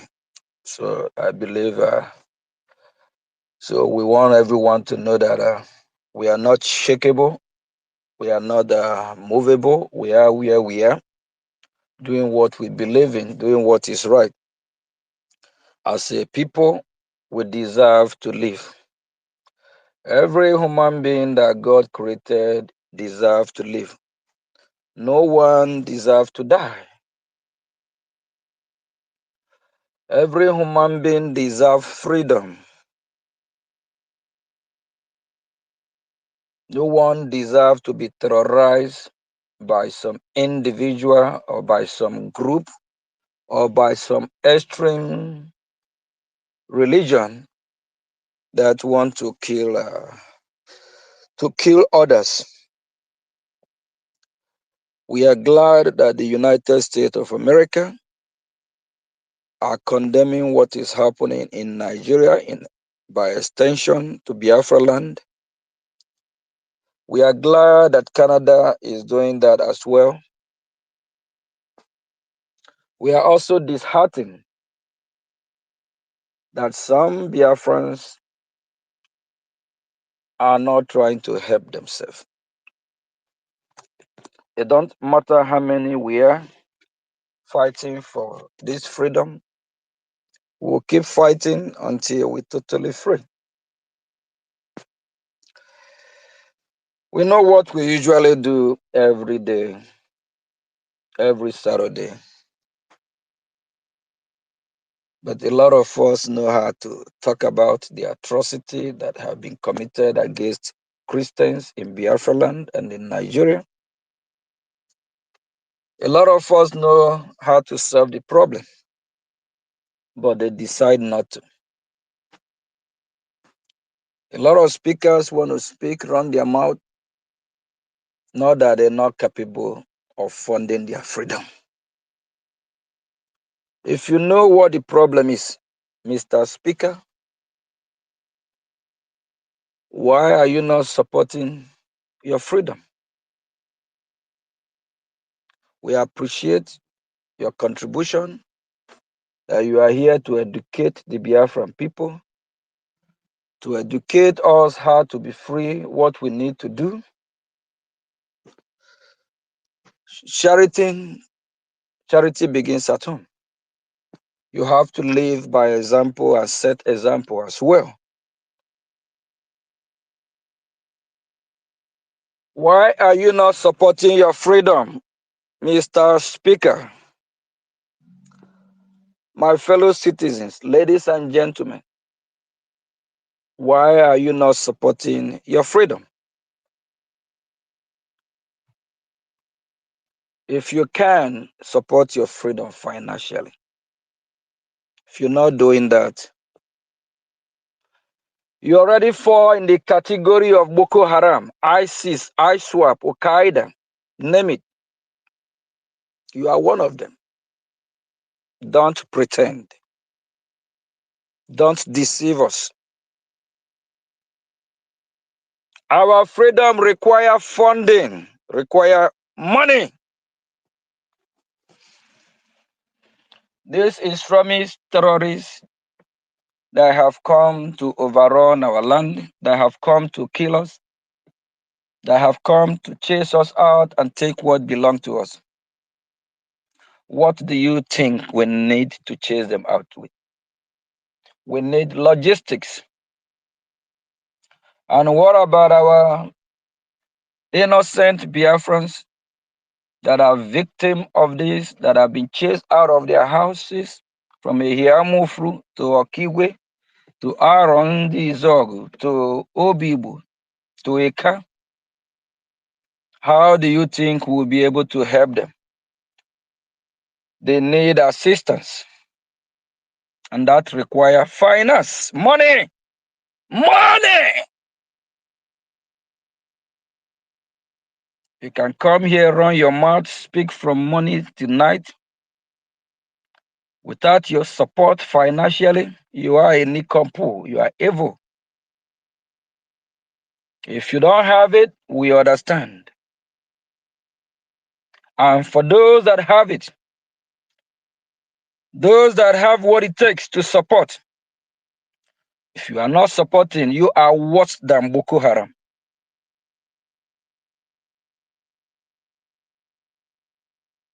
In few days, we will gather to fund our freedom. Some of you will not be there. But once this space is open, everyone will troop in. You want to educate. Woo! Educate your foolishness first. Educate yourself.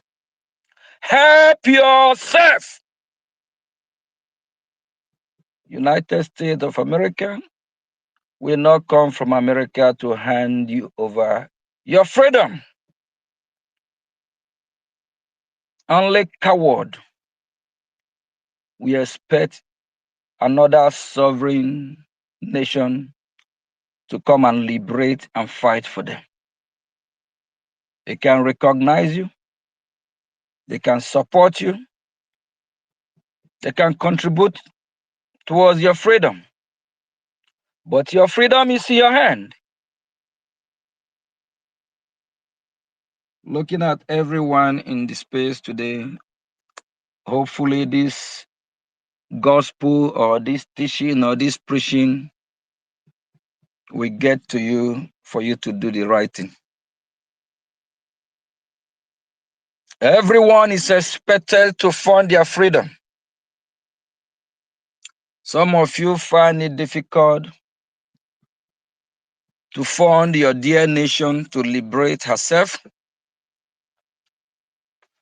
But every Sunday, you find it very easy to go and give your money to Adebayo. Then Adebayo will use the money and collude with the terrorists to kill your people. These people that are not condemning Tinubu and Chetima, that means they have colluded. They work together. They are the same people deceiving us. They coming into the holy temple of God. They run into Christianity, pretending to be Christians. Why they are not? These are the same Pharisees, Sadducees that our Lord Jesus Christ condemned.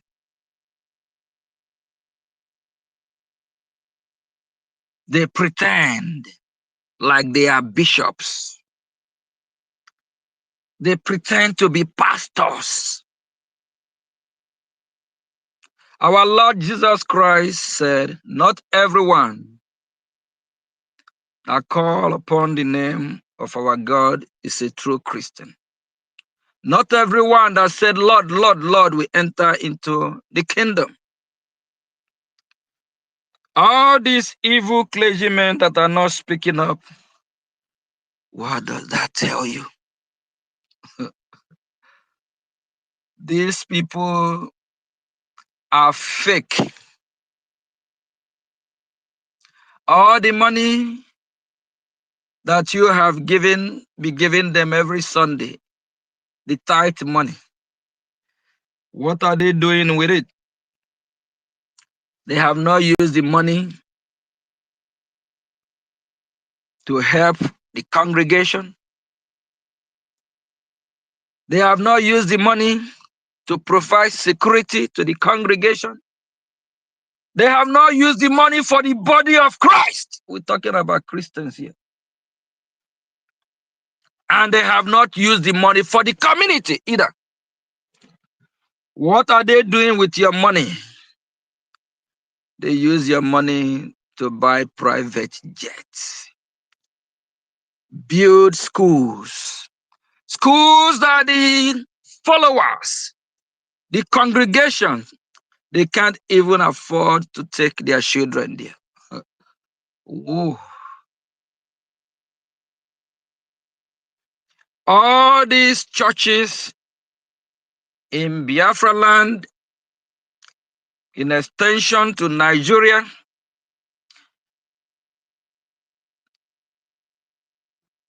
if the head of the church is not preaching your freedom from these extremist, jihadist terrorists, leave that church alone. There is a red flag right there.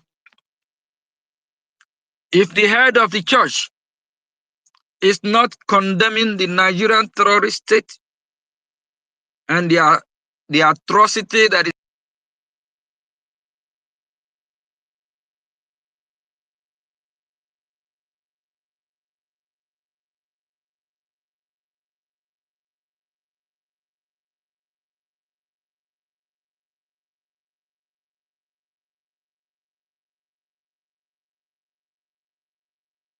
Please, I can't hear anymore. Is it from me or from our APM?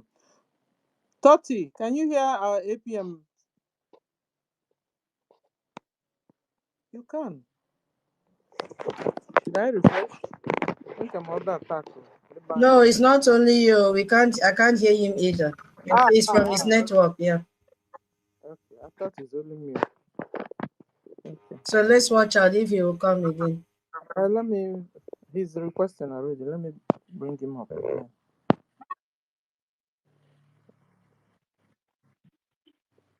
Yeah, it's like the network have brought the acting prime minister down. The host, can you hear me? I can hear you. Can you hear me?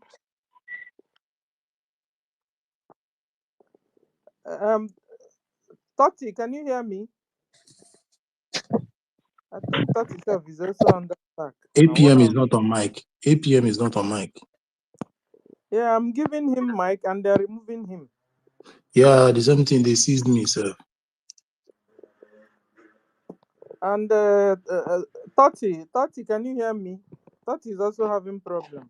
Biafra Lizen, Malaysia, can you hear me? Yes, I can hear you clearly.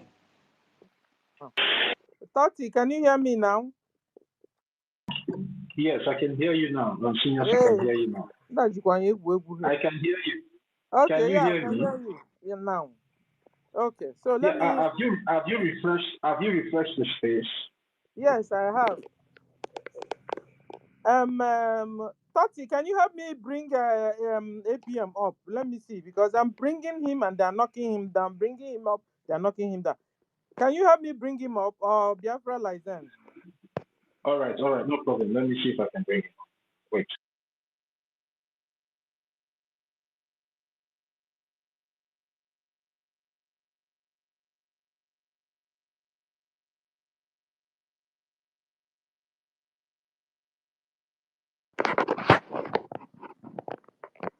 He's still not coming up. Oh. I'm trying. Actually, is not currently on the space. Is because I've checked the listening section. Is not there.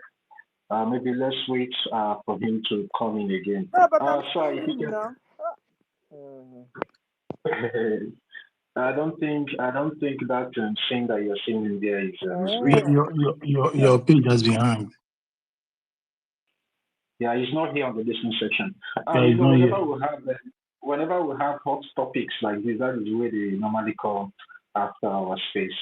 But no problem. Sir, if you can hear the sound of my voice, please just kindly go out from the space, refresh your phone, and come in again so we can bring you up to finish your submission. The fault is not from the host or the co-host or anyone of us here, but it's their normal attack because we are hitting them hard with the truth. Yeah. All right. Okay. Am I coming out again? Or they have knocked me out? Yeah, we can hear you, sir. Can you hear me, sir? Yeah, I can hear you. They can attack us as they like. Our freedom we must get. It don't matter who they use. If they like, they can use the enemy within, from the so-called head of the Igbo or Biafran leaders, which we did not recognize. The elite that have colluded with this Nigerian terrorist state, we don't recognize them. They don't work for the interests of the Biafran people. They are all saboteurs. They will all be held accountable. The next program that we're going to have, we have the list, the names of all the so-called clergymen, from Adebayo to all of them. Why are they quiet? Why have they colluded with these terrorists? We need to ask them question. Are they part of Boko Haram? If they don't answer that question, that means they are. Why are they not speaking? And for you, Biafrans, my fellow citizens, don't to be a coward. Abulewu. Abulepa. Don't be a fool. The same way one Nigeria is a scam, the same way these so-called men of God are scamming you. They are not fighting for your freedom. Open your ear, listen. For shine your eye, wise up. These people are taking you for a ride. They are Pharisees. They call our Lord Jesus Christ in vain. They don't represent him. If they represent him, they will work for your interest. If they represent him, They will be the one running to the global community for help, telling them that the Christians in Biafra land is under attack. They will run to Rome. They will run to all parts of the world. You will even see them in UN. In this just concluded United Nations Assembly, you will see the body of the Christian, the heads of the churches in United Nations Assembly. They will run there with cry that the Christians are under attack. My fellow citizens, do you see these Pharisees? You did not. These evil Pharisees are under the Islamic country of Nigeria, Peru. They have been paid. They have been bought over by the devil.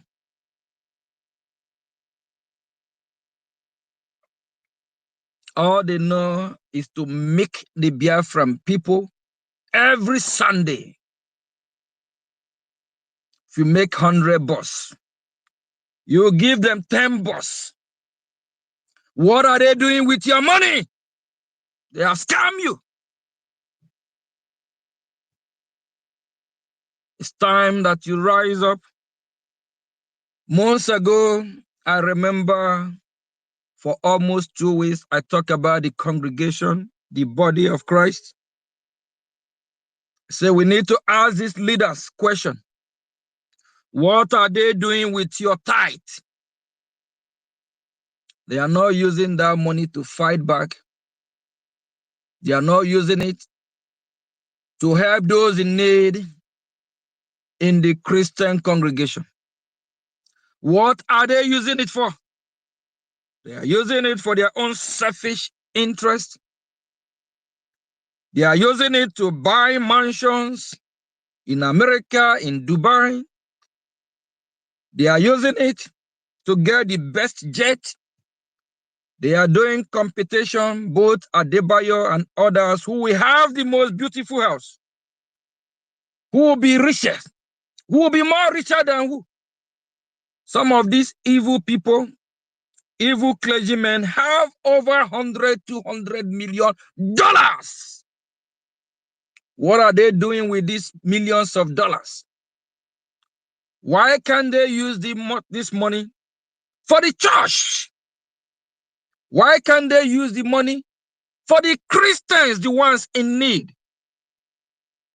Why can't they use the money for the Christians that have run to IDP camp? They don't. Because they don't have the interest of the Christian congregation at heart. These people are scammers, are fake.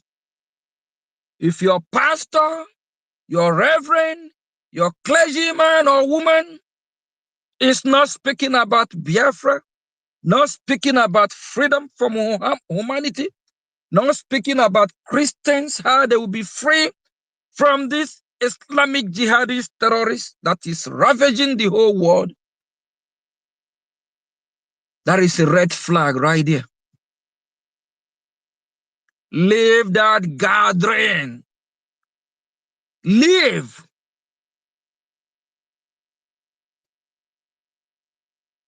It's very shameful that after hundreds and thousands of Christians be massacred by this Islamic jihadist terrorists, Adebayo and other so-called men of devil are not speaking.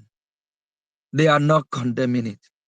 And you tell me that man, somebody like Adebayo, is a man of who? Man of Satan.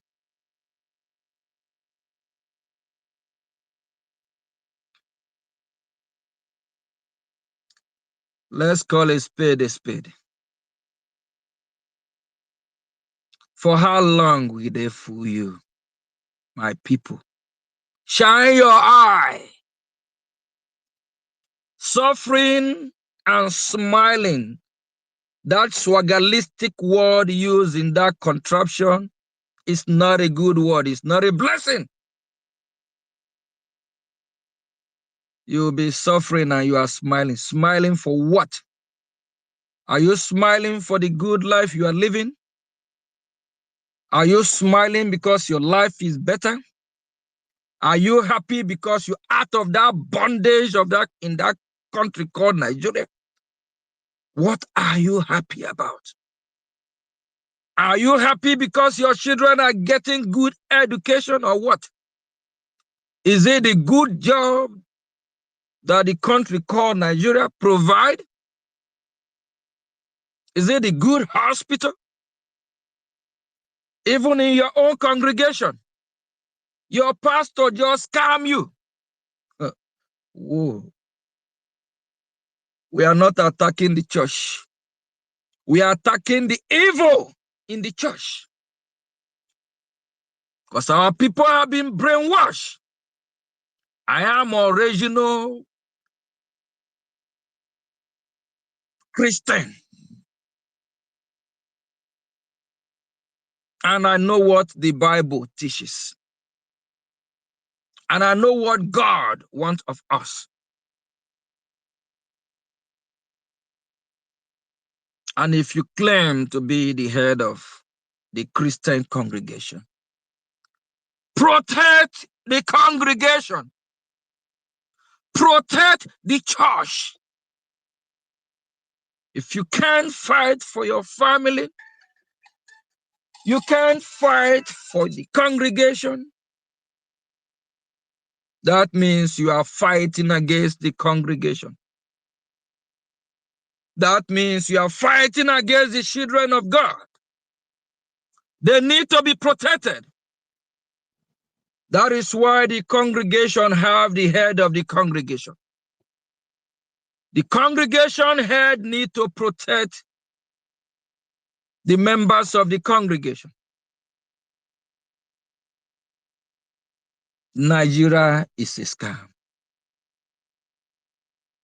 During our town hall meeting a few days ago, for those that have the opportunity to be there or watch the video, Tafawa Balawa made it clear, Nigeria is not a country. Even the people are not trying to make it work.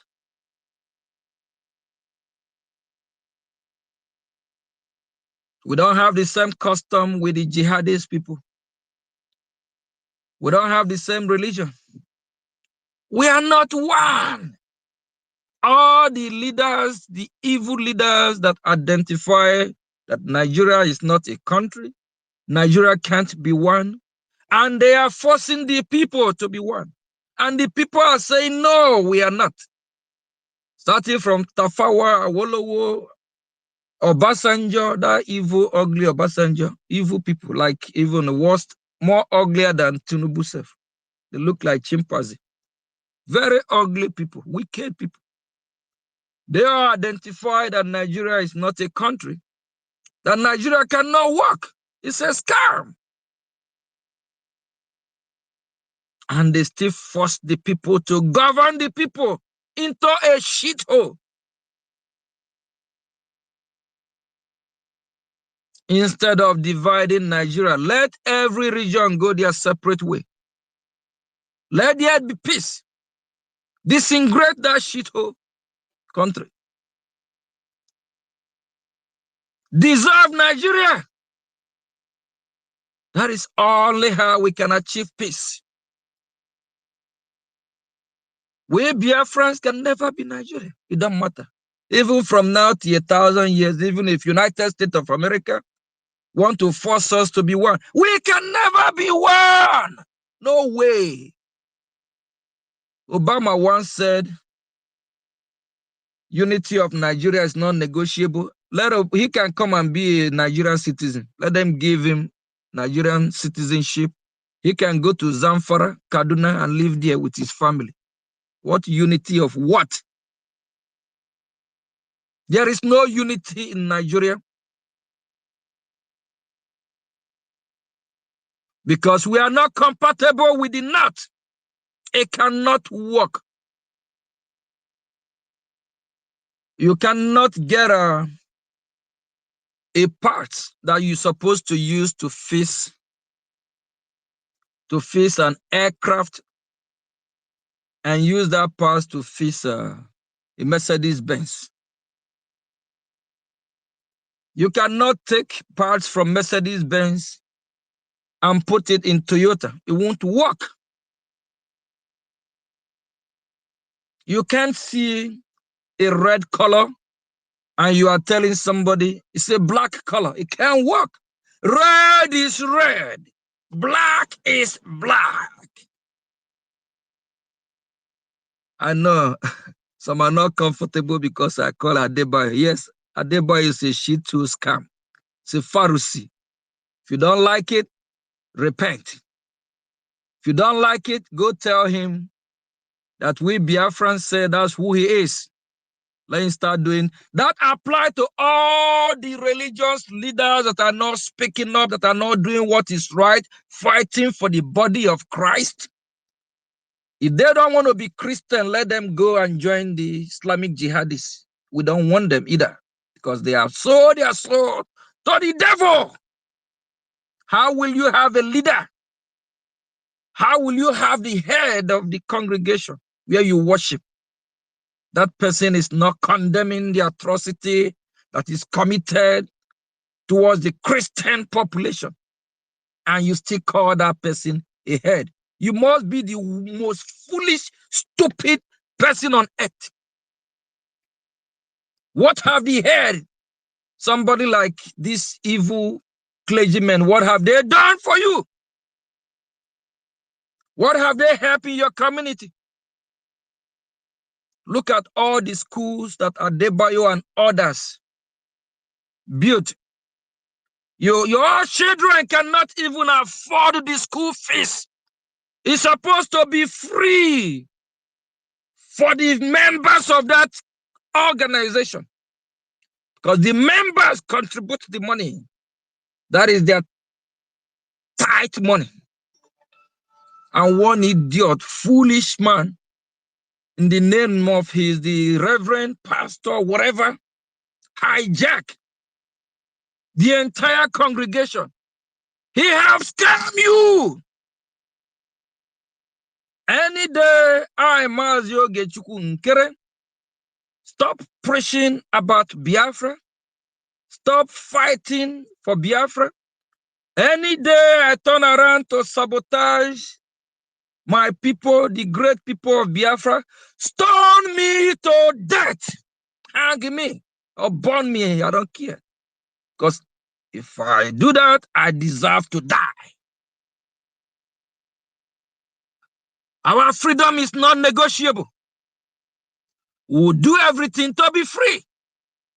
We are not here for political correctness, to say the way you want, the way you like. We'll tell you the way it is. If you don't like it, go to hell. We have thousands of Christians, Biafrans that have been killed. How are you going to bring these thousands of innocent Christian Biafrans back to life? Can you do that? Some people have been killed just for calling the name of our Lord Jesus Christ. Some have been displaced. Some have been chased out of their home just for what they believe in. Do they deserve to die? And while you have some idiots in the name of they are the clergymen, in the name of they are the reverend, the pastors, they can't protect the Christian congregation. They can't fight for the people. They can't protect the people. Rather, they make the people dry. They scam the people. They take these poor members of the congregation money every Sunday. If you find such people, stone them to death, because they have killed thousands of Christians. God bear me witness. I know him and Jesus Christ and all the angels are listening. They are watching. They will be shaking their heads. Say, yes, Maziogi, right on. You are saying it the way it is. You can't come to kill my people and you will go free. If we lay our hand on you, we'll deal with you. Biafrans have been bullied for months, for years. They have massacred us in millions. They have starved us to death. They have burned some Biafrans alive. They have chased some Christian Biafrans from their home, displaced them, made them lose their mind. They have made many of the congregation, the Christians, look very stupid. They have used abject poverty to make you not to be able to speak. There are still fear of terrorism in you. You can't even speak. You are afraid that they will kill you. Who will kill you? Whoever come to kill you, you know what to do. Fight back. If you can't, support your freedom. Ask question. How will you support your freedom? How will you be free? We have a senator, a Christian, for that matter, from United States of America, over 5,000 miles from Biafra land and also the Nigerian territory, speaking about Christians that have been killed from over 5,000 miles. 5,000, I'm talking about, not 1,000 or 2,000. Why you have all these daddy G, daddy A, daddy idiot people cannot speak. These are people that are less than 2-3 kilometers, less than 1-2-3 miles, less than couple block from where the Christians have been killed and massacred. Cannot speak. Evil people everywhere. Tomorrow they will tell you God said. God talked to them in the dream. God command them in the dream. God do this. God do what? They use the name of God to scam the congregation for so long. Here in United States of America, leaders of the congregation champion the cause of the community. Leaders of the congregation speak out for the people. Leaders of the congregation stand their ground. Leaders of the congregation protect the people.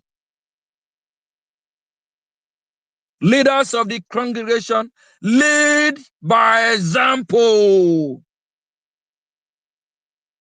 Why will the one of Biafra land, by extension to Christians in the Nigerian territory, be different?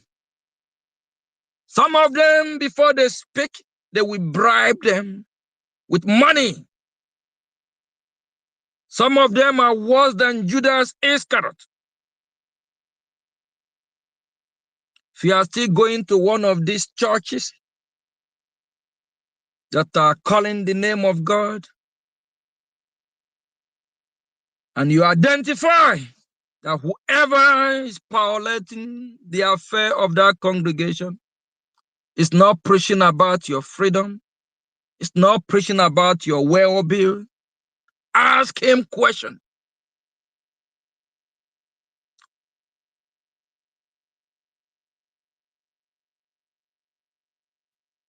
It's time we wake up.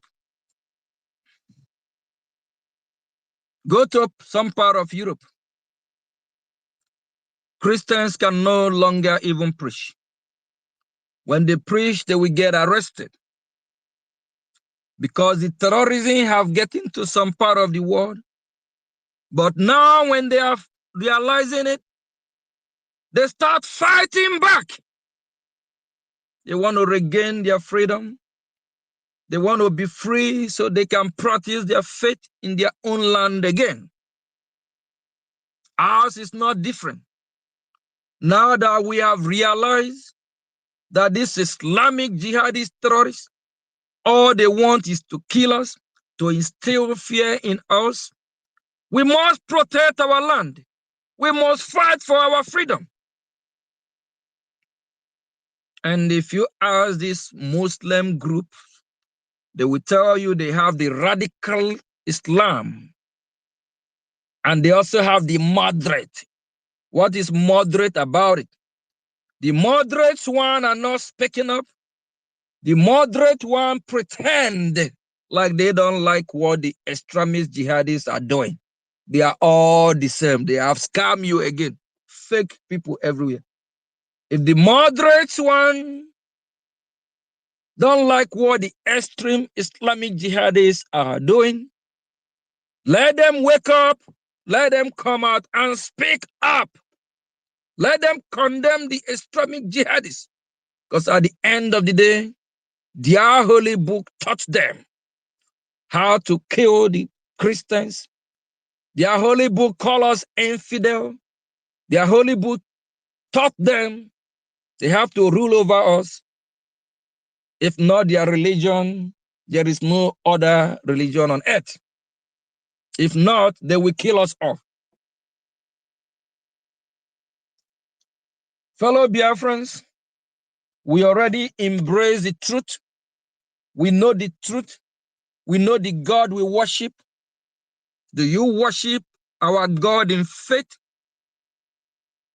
Are you one of those that proclaim or claim to worship God? Are you one of those that say you are a Christian, but by your words, your deeds, you are not actually worshiping God? You are worshiping Baal or false God. Because our God taught us to fight for our freedom. Our God taught us never to surrender. This Christian of old before now never surrender. They stand their ground. That is why they preach the gospel all over the world. Even over 400 years before Islam, Christians have been preached all over the four corners of this earth. They move from door to door, from village to village, community to community, missionaries all over, everywhere. They dedicate their life to save humanity, to work for everyone. What about today? What is happening today? Leaders of the Christian organization, the Christian body are failing because the devil have found himself there. The devil have managed to corrupt some of the leaders' mind. Rather, instead of fighting for the congregation, like people like Ebuka, I need the list of them in my next speech. I will call everyone name after another. Whoever have problem with that, get to us, ask us why. Whoever have problem with that, I need the video where your man of God, pastor, reverend, where your video of where your so-called reverend have fight for Christians, or have defend Christians, or have condemned the extremist terrorists. Rather, these people collude. All they want is your money. They have scammed you again. Wake up Rise up, fund your freedom. And if you're one of those that like or know how to run your mouth, you want the mic, you want to speak to who? You better start speaking to yourself. Don't deceive we Biafrans. People, we are watching. What goes around comes around. Don't be a hypocrite. If you are not funding our freedom, if you have, you are not funding it now that we need it. You are worse than Daddy G or Daddy O or Boko Haram. You are actually Boko Haram among us. We'll fish you out and we'll deal with you. Thank you very much. Please keep doing what you are doing. The sky is our limit if we do what is right. We have identified the enemy. Now that the world have turned the satellite weeks ago, during one of my speech, I said, I can't wait when the satellite will be turning down to Biafra land so that the world can see what is happening there. And the satellite, at least 1 to 5% out of 100% is turning. Yes. Why the world is condemning the Nigerian terrorist state, we Biafran people, we Christians, will be doing what is right as well to defend our land, to defend our people, to make sure we liberate Biafra land totally from the hand of these Islamic terrorists, jihadist monsters. Our freedom is not negotiable. We must be free. Thank you all from here. Day one.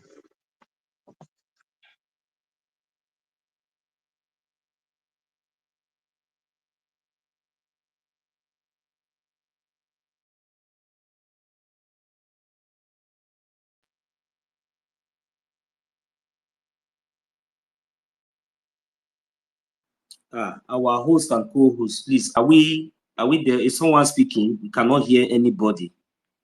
Mazi Toti, are you there? Thank you very much, our acting prime minister. I don't know if I'm coming out or is this network issue, but we do hear all your statements. We heard you very, very loud and clear. So unfortunately, I believe that our hosts, maybe they are under attack. So I'm here to substitute them. I believe our sister Tuto is also there. I can see so many people trying to reconnect. So please, I don't know if the host can hear me. She can kindly just please refresh so that we're not going to lose this space. Thank you very much, our acting prime minister. We have heard you. We heard everything that you have said from A to Z. From the beginning till this last speech. Number one, you made mention of those of us that, because that one is very, very important. Let me remind it, rephrase it again. Now we have gathered here now.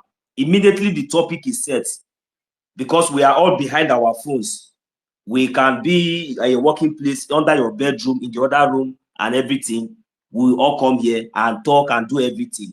But once it is time, like few days time to come, all of us, we know, both those in the anonymous and those that are here, you all know that we have one particular a gathering that is very, very important, very, very important. At least, even the least you could do, at least your presence will encourage other people to know that we come, so that they will now understand, even in that place, when you manage to visit that gathering, that meeting, you will now understand the reason. You will now have the spirit, not like listening from YouTube, listening from channels, listening from all those things without supporting, unless those who are working, unless those who has already made their contribution, just only listening on the YouTube and that. These are the people that are exempted from that. But we all are expected to be there, one way or the other. If you are not there, let your AJ or AJMA present, speak for you, just like others has been doing as well. This is what we mean. Just like as we all gather here like this, we also need the same unity, the same gathering in that fundraising. It is very, very important. So this is what we are talking about. So we cannot be hypocrites. That is a fact. So in this, as a matter of fact, the reason why it is very, very important for us to understand something here This is a matter of life and death. There is no two ways about it. There is no way they can do it. There is no two ways about this thing. And the only way, the only solution, me and you, we know, and this is what we are, at least support, at least come and speak, at least support, at least one AJ is problem for it. And some of us, we think that you think, oh no, I get met here in Anganga. You think that we are going to get Biafra with pride? Or maybe the way I'm talking now, you would think that, this guy is too. Go and sit down, come off from my road. I need my freedom, I need Biafra. Mazi Nnamdi Kanu is being suffering for nothing, for no reason. Do you think that I'm happy? How can they intimidate somebody like my leader, Mazi Nnamdi Kanu, and tell me that there is nothing I can do, and you want me to fold my hand and keep quiet? Let me just hold it on. Let me just hold it first on that point. Even to the last point that our acting prime minister has just gave, I believe that each and every one of us are listening, because hands are already up now. Let me just hold it here. Because if we are saying these things, like, you see, for these pastors, you see, for all these pastors, if you did not change your ways, you think that it's going to be as business as usual. We know all your atrocities from A to Z. How you people have been, how you people have been involved in kidnapping, especially kidnapping these pastors in Nigeria. Don't worry. Let me just hold it first. Welcome you. I don't know my host. Are you there? Okay, yes. Auntie Stella, welcome. Yeah, okay. Oh, wow, today's space now. Thank God. You can hear me? Yeah, you can I finish before my speech? Let's appreciate our APM. I want to appreciate you, sir, for being around and what you have told us. So, Biafrans, you have heard what our APM said. If you're not supporting, I don't know what you're waiting for. Are you waiting for when Fulani have run us over? Some said they are waiting for Mazi Nnamdi Kanu to come out. Some said they are waiting for PM to come out. But when you're waiting for all these things, Fulanis are not waiting for anything. They are overwhelming you. They are invading you. So rise up and do the needful. These people that are talking or complaining or saying what they are waiting for, what is the difference between them and the Boko Haram? There is no difference, because that means whoever that indulge himself in such practice don't love Biafran people or don't love his people. No one is waiting for anyone to start supporting or to start fighting for his freedom. We'll keep fighting for our freedom until we fully liberate our land. We have been scammed and they have fooled us for a long time. And I know what I just said earlier. Some are not comfortable with it, but that's what it is. Ted Cruz is not a Biafran. Yes, he's part of the leader of this free world, those that make decisions. But look at his action all the way from 5,000 miles from the territory of Biafra and Nigeria, where you have all these so-called men of God with big name. They want you to worship them the way you worship God. God punish them. Evil people. They are there.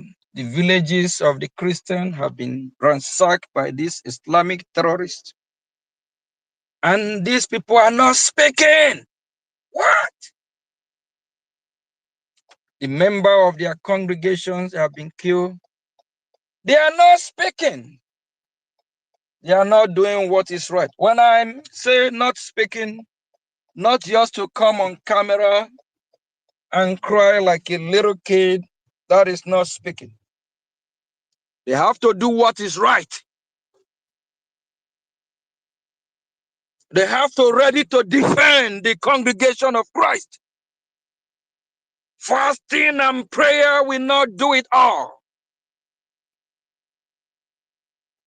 When people come to kill Christians with AK-47, AK-49, and Daddy Joe and Daddy Ma or Daddy whatever this useless title and name they call themselves. And they want to tell you, don't worry, God is in control. God will take charge. God will do this. Why Christians have been massacred? They are deceiving the congregation. They are deceiving the people. At the end of the day, these so-called men of God will go and dine with the devil of Nigeria. They work with the Nigerian state. Some of them are on Nigerian payroll. These people are Pharisees.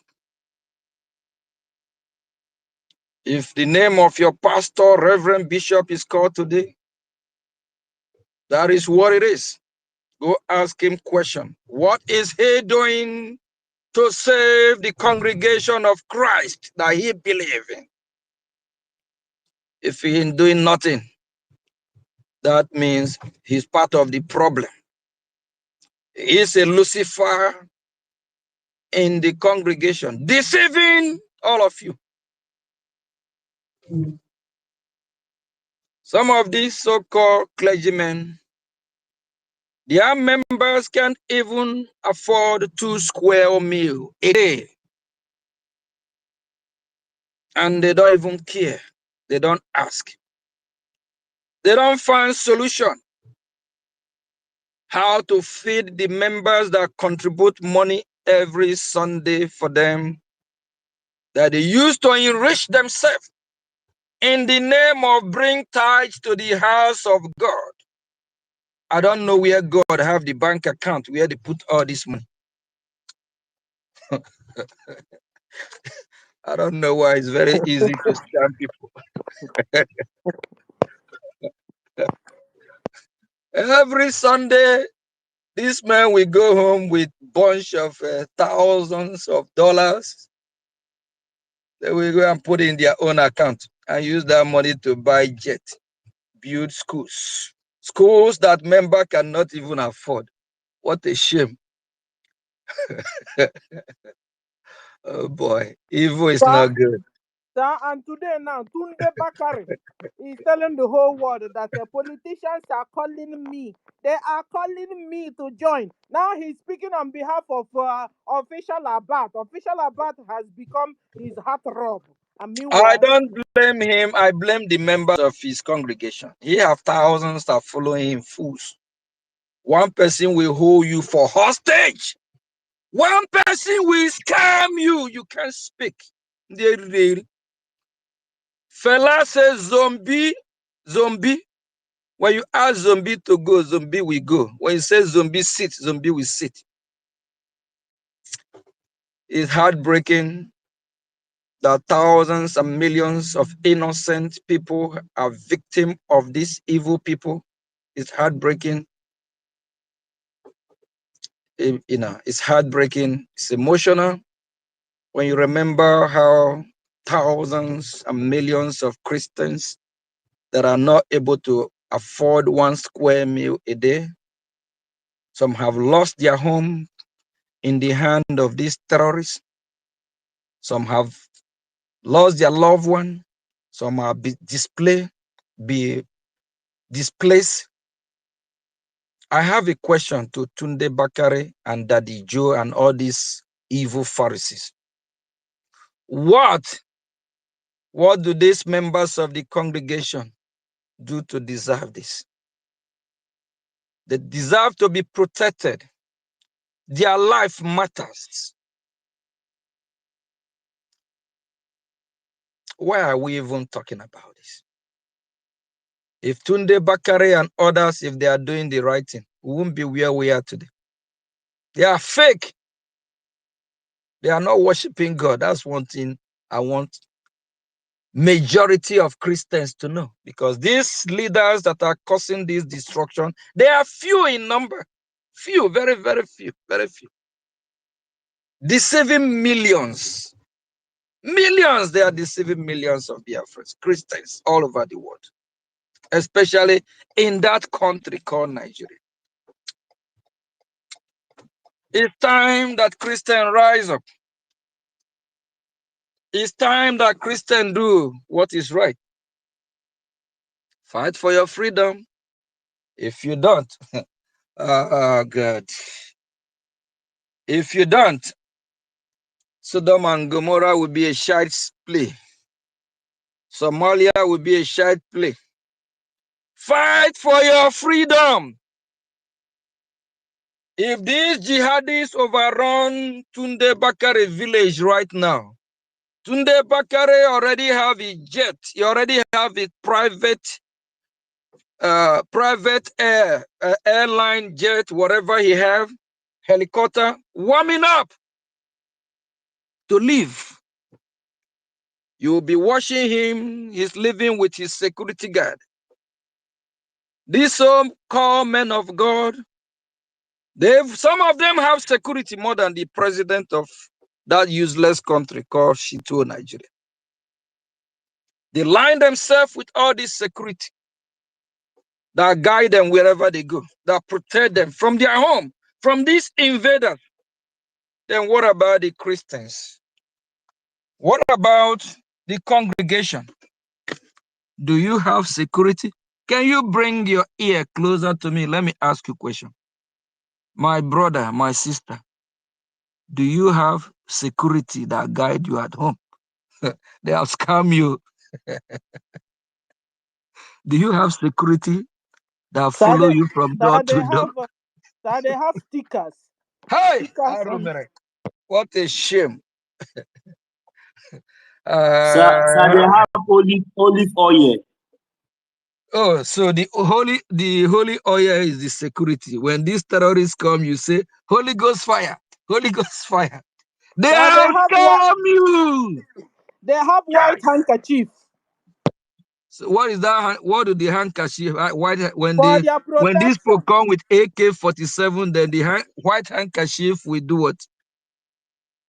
We now Protect them. protect We them. protect them. Like Ngozi that told them, bring whistle, blow it, and then Tukano jet fighter will do My eventual. fellow citizens, I have a question. How do we get here? Who do this to us? How do we get here? What a mess.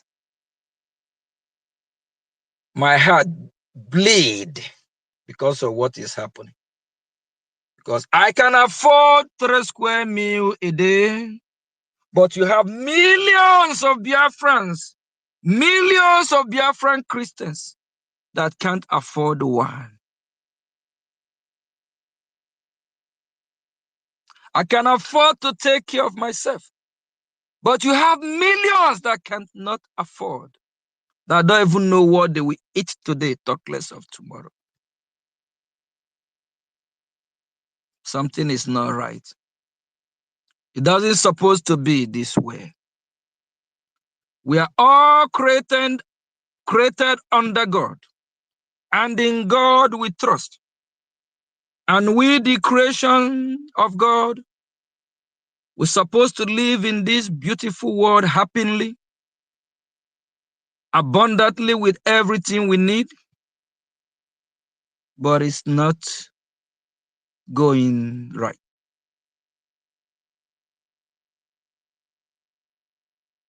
Why some of us are still alive, breathing, talking? Some have been killed by Islamic jihadist terrorists.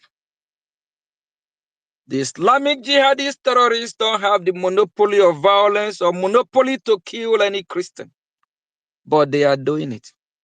And today Bakari kept quiet, and he claimed to be head of his congregation. Daddy G, that another evil one that dined with all these politicians, kept quiet. Ebuka Obi kept quiet. I need all their name with their pictures. We'll use that to do a special exposition. Yes, we'll call all of them out so that the international community as well will know the name of all these so-called men of God that are in Biafra land. We need to ask them questions.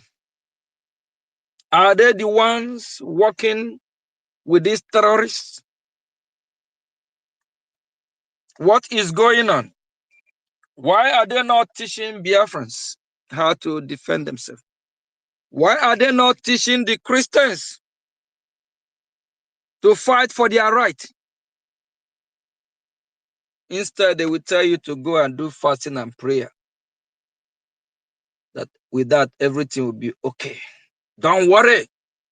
Just go and fast and read Psalm. Maybe they give you one verse. You read that verse from morning to night.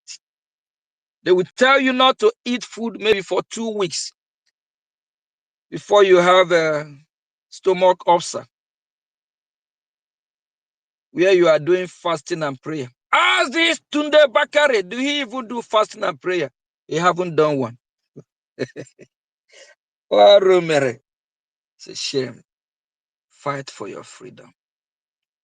And the more you fight for your freedom, the more you recognize that God gave you the ability to do what is right, the more the blessing of God will shower upon you. The more you decide to act and be foolish, God's presence will leave you alone. It's spiritual. When God created the world, He gave us the ability to think, to do what is right and what is wrong. That is why His creation. Look at what humanity is doing. Look at how human being able to manufacture a car that will drive from kilometer to kilometer for hours.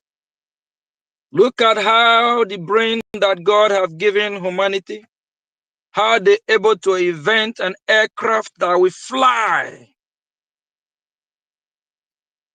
Look at the brain that God has given to humanity, how we'll be on this airspace, where people all over the world will tune in, will speak, and in less than a second, everyone can hear what somebody from United States of America is saying. Everyone can hear what somebody from Dubai, from even Biafra land. God gave us this brain to know, make good use of it, not to be dundee, not to be stupid. Yes, God aligned His creation in a way that if we use what He creates perfectly, we'll be fine. But when we decide to be stupid, things will work the other way. Please, we need to protect our vulnerable women, children. We need to do everything we can to get them out of this situation, to save our life, to give them freedom, better life, because we are representing God. God will not come from heaven and do this. He used us. That is why today I focus more about these useless people that call themselves men of God, that is representing God. Rather, they are representing devil. If you're one of those that believe in this so-called Daddy G Tunde, you are believing in a devil. Repent, you yourself. And if you are condemning this gospel of truth that we are preaching today, you are worse than Boko Haram. That means you are evil. Our people have died out of ignorance. Our people have decided not to do the right thing because of the fear of terrorism that have been instilled in them for decades now. Thank you, Biafrans. Please do the right thing. A word is enough for the wise one. We know what is right. We need to condemn every evil, everything that have bring us down to this moment. We need to liberate ourselves from this mental slavery. We need to wake up. We need to rise up. The body of Christ, the Christians. Remember hundreds of years ago in Europe, when Europe rise up against this Islamic caliphate when they're trying to overrun Europe. Europe fought back. Do you remember the crusade? It's time that we do what is right. Biafran people, fellow Christians, rise up against this monster that have come to kill you. Rise up against the so-called elite leaders of the congregation, the fake bishop, reverends, Daddy A, Daddy B, Tunde and others. They work for devil. Thank you. Thank you. Thank you, sir. Thank you for being around. I also want to appreciate the presence of Success. And Minister Success is also here. Sir, you're also welcome back. APM, we appreciate you. We love you. And I pray that the word that you have dropped today, that it will bear fruits in the hearts of our people. Biafran Christians, wake up, smell this hot coffee. Come out of among them, from all these fake pastors. Tunde Bakari, fake pastor. Oyedepo, fake pastor. Adeboye, fake pastor. Oyedepo is from Kwara State. And the Fulani Islamic jihadists are dealing with Kwara State. Have you heard Oyedepo said anything? Kwara State people, don't you have pastors? Oyedepo is from your side. Have you heard him say anything? When will all these fake pastors begin to, anyway, they're fake, so they wouldn't even speak. You see why we now put fake to their names?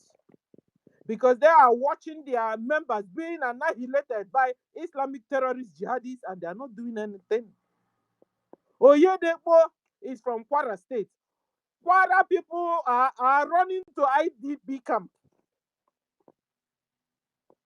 Kwara people are dying. And Oyedepo is chewing bubble gum. And he's telling you it's GO of the Boko Haram. I have a question. Since all you pastors are not talking, saying anything, does it mean that you guys are Boko Haram or on the side of or on the path of Boko Haram? That's the question. That needs an answer. By all you pastors, GOs, owners of 10,000 seater and 5,000 seater and whatever seater you have, your members have been annihilated every day and you have become deaf, dumb, and even blind on top of what is going on. So I want to appreciate you, our APM, and Minister Success, if you want to speak, just give us sign or just come in, we'll give you mic. All Yeah. right. All right, Mwada Stella, thank you very much. And thank you, fellow Biafrans. And I greet His Excellency, the acting Prime Minister of the Biafran Republic, government in exile, by extensions, every Biafrans present here, and all conscious world listening. I want to especially thank the government of the United States of America for speaking up for these decades and centuries of expectations. We did not have this opportunity in 1967, and during the 1999 to 2000, when MASOP was launched, 1999 the preparation, and on the 22nd of May in the year 2000, the movement for the actualization of the sovereignty of Biafra, MASOP, was officially unveiled at Aba, and the struggle continued. I appreciate every leaders of Biafra, every leaders of this thoughtful and conscious words, from our acting Prime Minister to all officers, ministerial appointees in this liberation movement. I also extend my heartfelt greeting to the Homeland Minister of Interior, the Secretary General of the Biafran states, and all officers, both admins and county heads, district heads, down to common fellow Biafrans. We are fighting for survival. You have to know this. And those of you who depend on Yoruba versions of this very gospel of our Lord Jesus Christ, Yeshua, by his real name, Oyedepo, Adeboye, Kumoyi, Tudebakari, whole lot of them, they were born into Muslim families. Not that their fathers were Christians. Their fathers were born into a Muslim family. They were born into Muslims. They were the repentant new versions of Muslims that were used to come into Christianity, to convince, to trap, and to win muscles for Muhammad. So this has been the achievement. I've been to Yedepo's village in Kwara State. A whole lot of those pastors, I know many of them, even down to our own Igbo race. Those who are claiming pastor. I know them, but I refuse to follow their criminality lifestyle. Yes, a whole lot of them. I will tell my story one day, my encounter with some of these pastors. I don't mean I know people who follow them. I know them. I've worked with them directly. So these are what they do.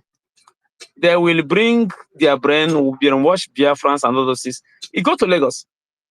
Every money they are contributing to Winners Chapel, 97% of all the money going to Winners are coming from Eastern Nigeria, which is by extension Biafran. Something goes to Deeper Life. Something goes to House on the Rock. Something goes to every one of them, including Adeboye. Adeboye is doing his whatever he's doing at the Lagos Ibadan Expressway. It is only Igbo people and the rest of their cousins. When I mean cousins, I mean Akwa Ibom and the Ijo and the Isoko Urobo, Idoma. All those people that are being Christianized are the only people that will fill the auditorium at Lagos Ibadan Expressway Redemption Camp. It goes far and wide. Then I'm coming down to our own men like Pastor Chris Oyakilome, who is a Biafran as well. Going down to Idahosa, coming down to Chibuzo Chinyere. Now he's Royal Majesty. Chris Okafor, so Chido Okafor of Assemblies of God. And so many of them, and so many of them. What do you call him from Domaland? Paul Enenche. Sir, have you mentioned Pastor Christ? Yes, Pastor Christ Yakulome is a Biafran from Edo State, Asian. Yes. So these Suleiman is also a Biafran from Awuchi. So these are the people these are the problem we have. These are the problem we have. Look at Khan is saying whatever is going on in Nigeria is not a religional affair. But I can assure you, in 2012, when I was still with these idiots, one of the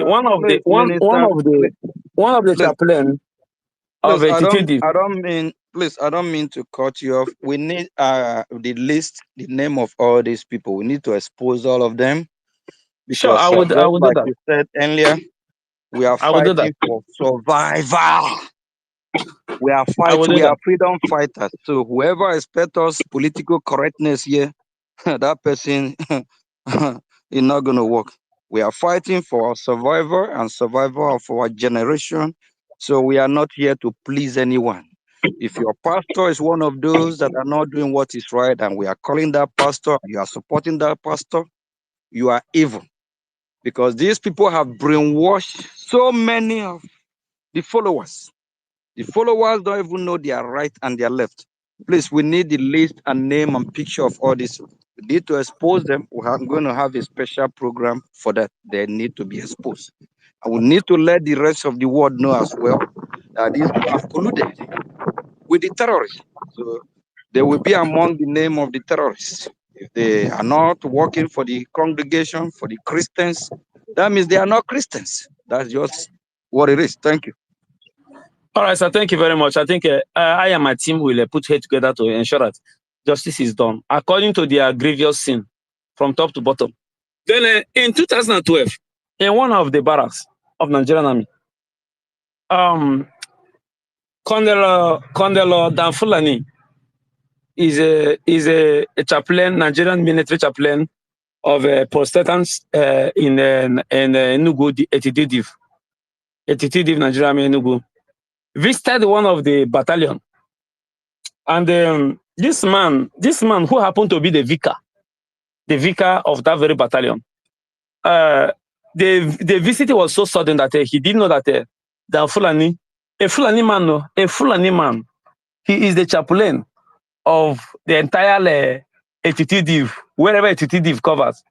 Then Etitidiv was covering Enugu, Rivers, Bayelsa. There is entire eastern region and a part of northwest, like Kogi State, yes, and the Benue.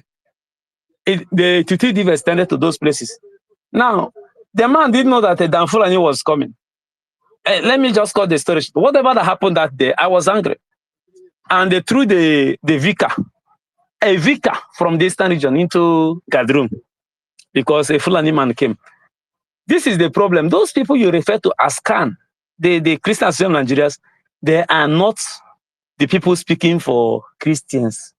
They are Fulani people. Fulani people.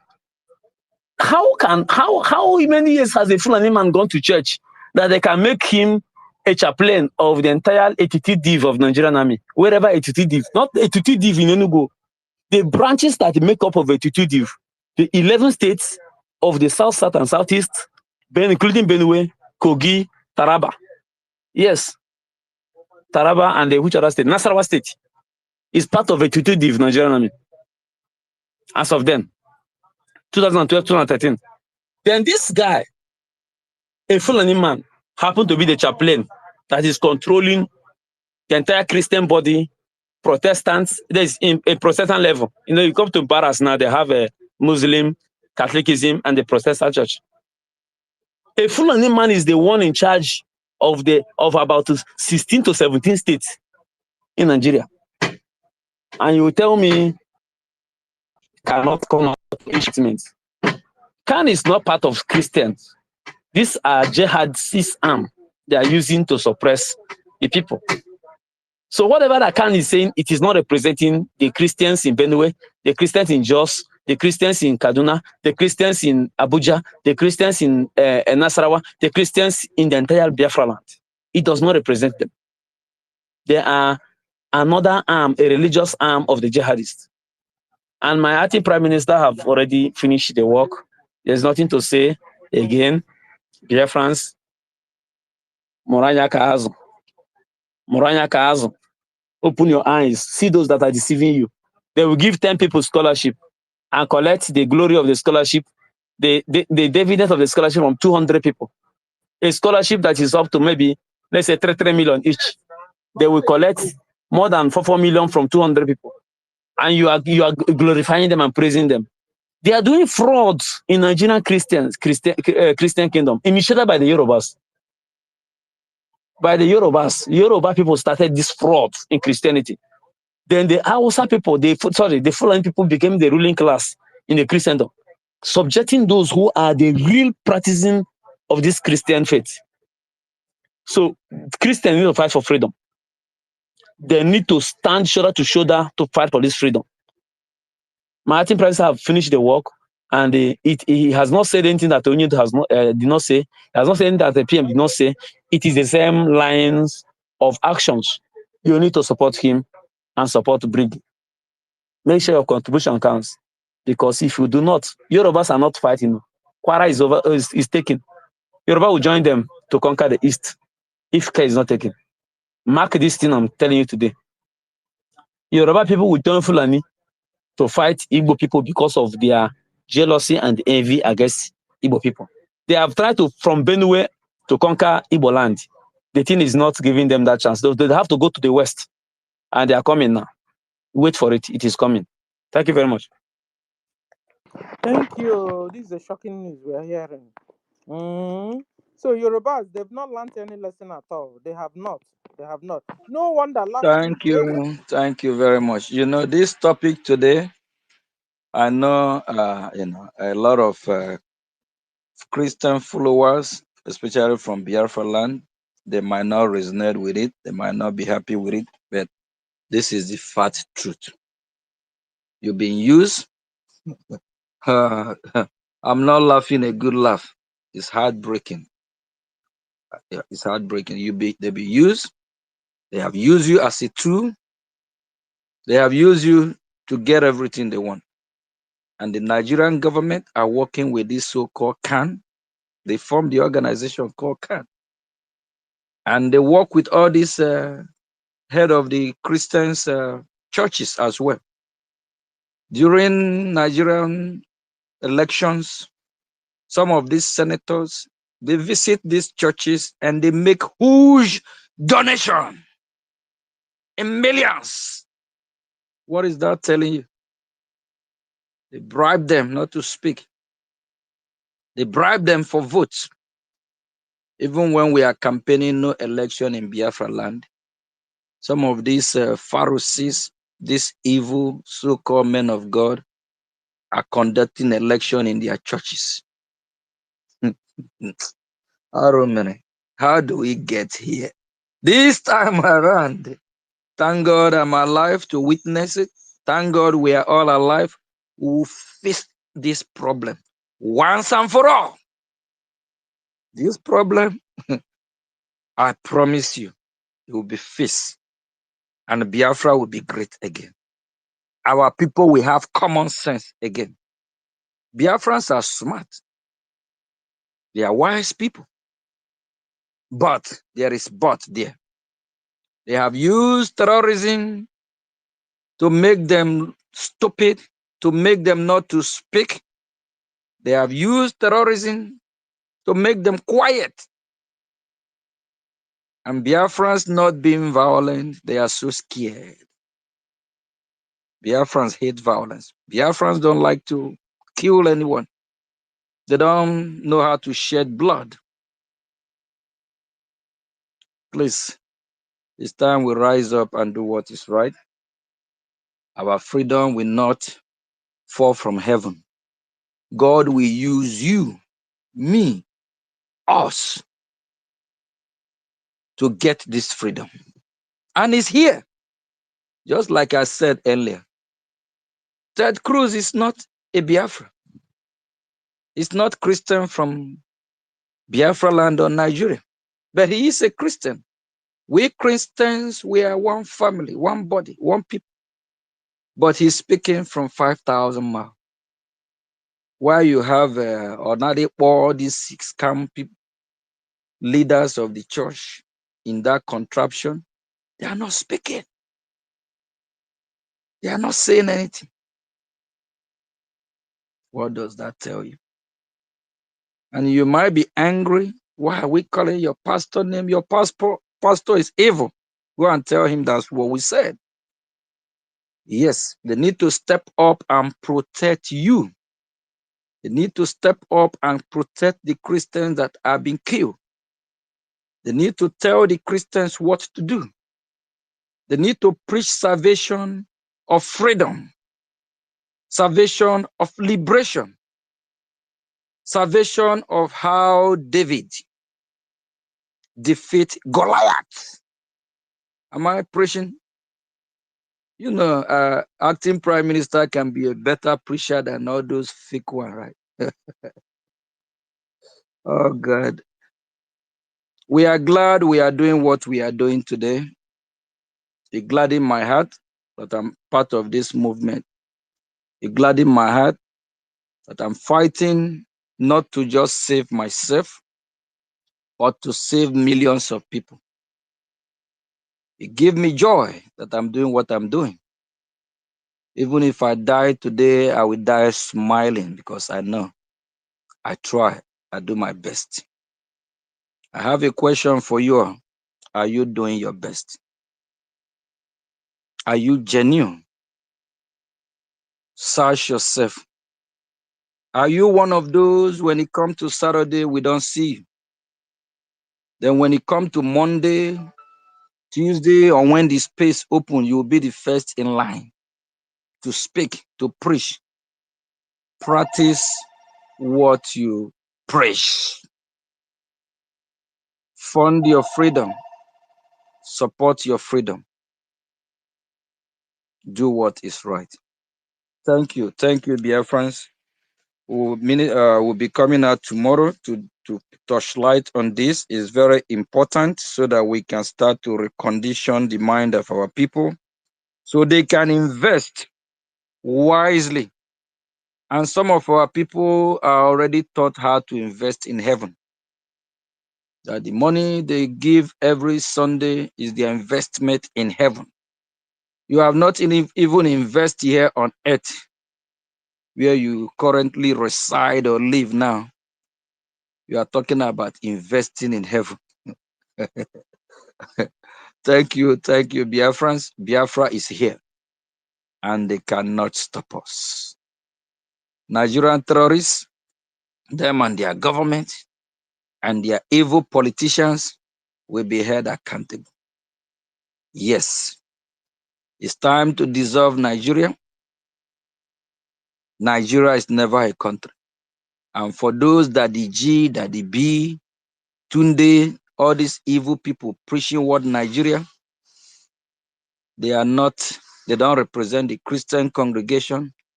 They don't represent our God. Even our God, we punish them because they are lying to Christians. Thank you. Ndeo. Thank you. Thank you, our APM. God bless you. Yes, sir, because there's this Igbo saying. We have gotten to this Igbo saying where, one getting one, one getting muke, you've been respecting him and fearing, and this one getting muke will continue to misbehave. At a particular time, you carry basket, cover your face, and then talk to the one getting one. That's where we are now concerning the church, concerning the pastors in particular. I'm a Christian and I'm a pastor's wife, and my congregation is four.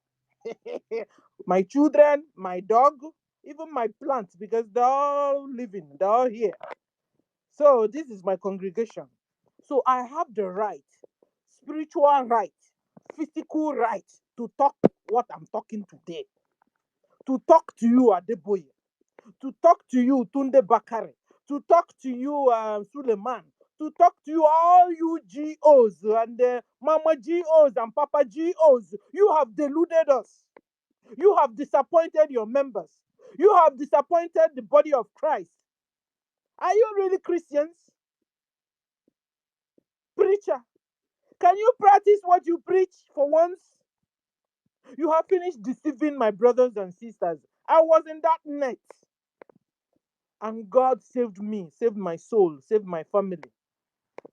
And at a particular time, we couldn't agree again. We couldn't agree, me and you, because seeing your iniquity, seeing your 419, seeing your scam in my very before. That was how one of the pastors told us one day. God gave him, let me give you guys more so that you will know I have rights to discuss. So if you want to be annoyed, you can hit your head on the wall. I'm a Christian, I'm not a Muslim. I'm a pastor's wife too. My congregation is 4 or 5. Uh-huh. And I will go to paradise. And I'm doing the needful. So guys, listen, let me just, so that there's no excuse me here. There's no excuse me. We have gotten to the stage where you will cover your face with baskets. Before we will tell you, this side is no go area. Thought you remember those days. This side, no, we bring enmity. This side, no. Now we have gotten to the real stage where we have to cover our faces and then talk to you, you Wangari wine. Talk to you, you fake pastors. Talk to you, you fake Mama GO and Papa GO and prophets. There, you guys, hold on. There's this one that calls himself. I'm just today I saw it. That he was even what that pushed me. One of the people that really, where is his name again? I call Prophet, what is his name again? Prophet Ise El Buba. That's a fake prophet there. Fake, big fake. And very dangerous also. You see the worst ones. Those ones that will be preaching you half truth. They will say a little truth and then, before you want to relax, they mix it again and begin to brainwash you. And now tell you, you have to really vote. We have to really find a way to fix this Nigeria. No, dissolve Nigeria. Nigeria have taken enough lives, particularly Biafran lives. So, like I was saying, they now told us, this man of God, we were worshiping before, now told us that God, we want to buy a pulpit in the church. And then this man of God now told us that God gave no, you want to be annoyed or you want to laugh. Anyone choose one. That God gave him a description of the kind of pulpit we are going to buy. We said, okay. And then he told us, everybody begin to contribute. We contributed, and contributed. And then when we now finish, he said he has gone to order the pulpit.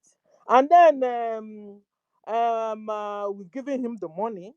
And then me and my husband, we were expecting, with, when God, don't laugh, Prophet, I can laugh. When he told you that God gave him the picture of the pulpit, it was like, it will be wonderful, So we now contributed money for a wonderful pulpit, ladies and gentlemen. A day reached, and then he now asked us who is going to help him with the car to bring this pulpit. I said, okay, I can. I will bring down all the seats behind. The space is there, so we can go. I said, okay. Ladies and gentlemen, we went to bring. Hey, oh my God. Oh my God. I'm crying. We got to where we're going to bring the pulpit. Only to find out is this plastic. I don't know if you have seen it. This plastic kind of pulpit, you use it in the side of Sunday school section of any church. Very, you can even use it as a toy. Oh my God, hundreds and hundreds and thousands of the money we contributed. This man now went to order this plastic. So when I saw it, I don't know how to hide.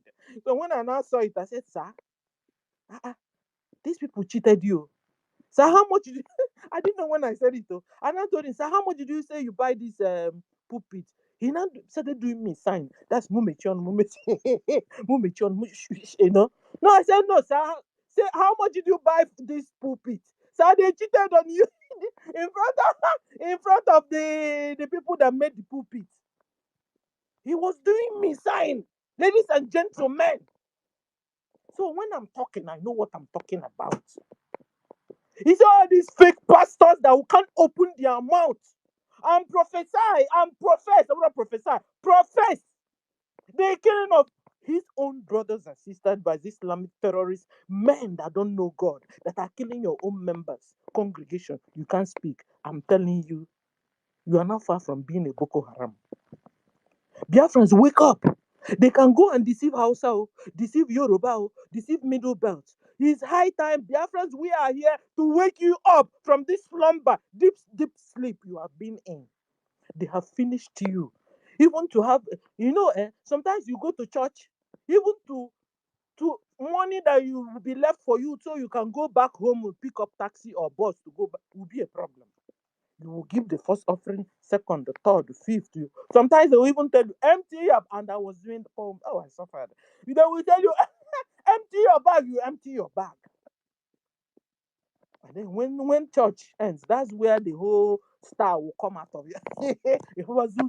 You begin to see stars that you see. You have to walk from wherever that church is back to your house.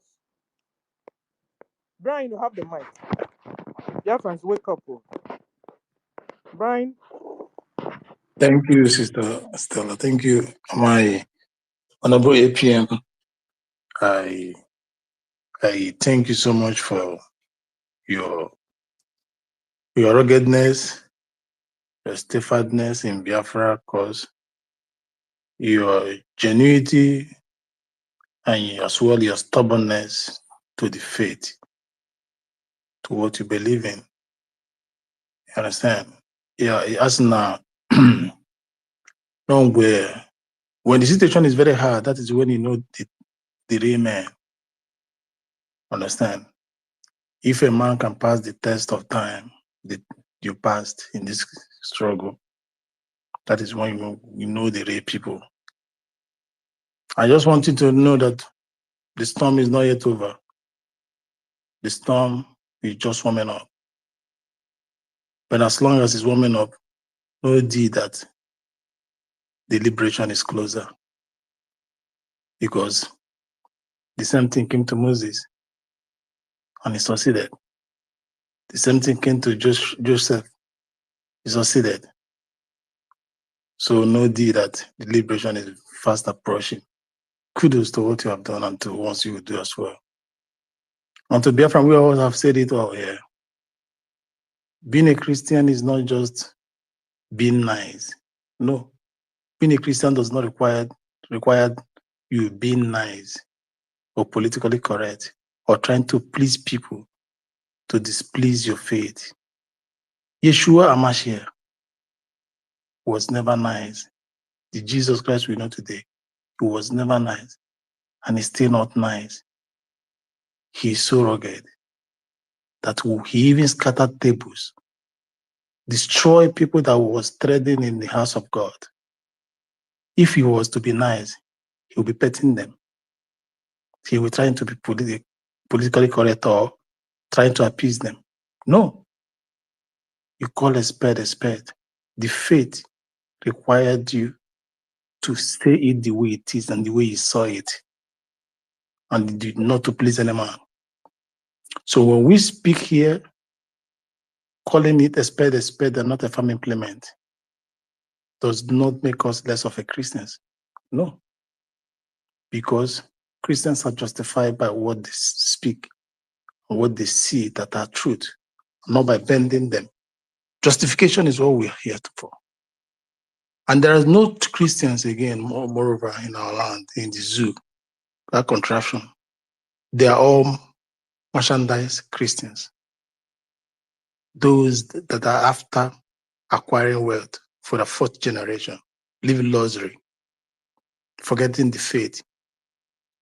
You will talk about good shepherd, good shepherd. You preach about good shepherd on the pulpit. Are you a shepherd of God? You are not. You read it, you don't practice it. A shepherd of God have 99, and when one goes astray, they leave the 99 and go after them. Are you putting it in practice in this present Christendom? Are you a practicing Christian? And you watch the manslaughter, man inhumanity to man on Christianity in the zoo, and you do not go after those that are the less privileged, the vulnerable ones, the persecuted ones, you do not speak after them. How are you a shepherd? How are you a shepherd, or the GOs or whatever you call it? I said here before Prime Minister APM came here that these people are there for benefit, and they will never preach about things happening in Biafra.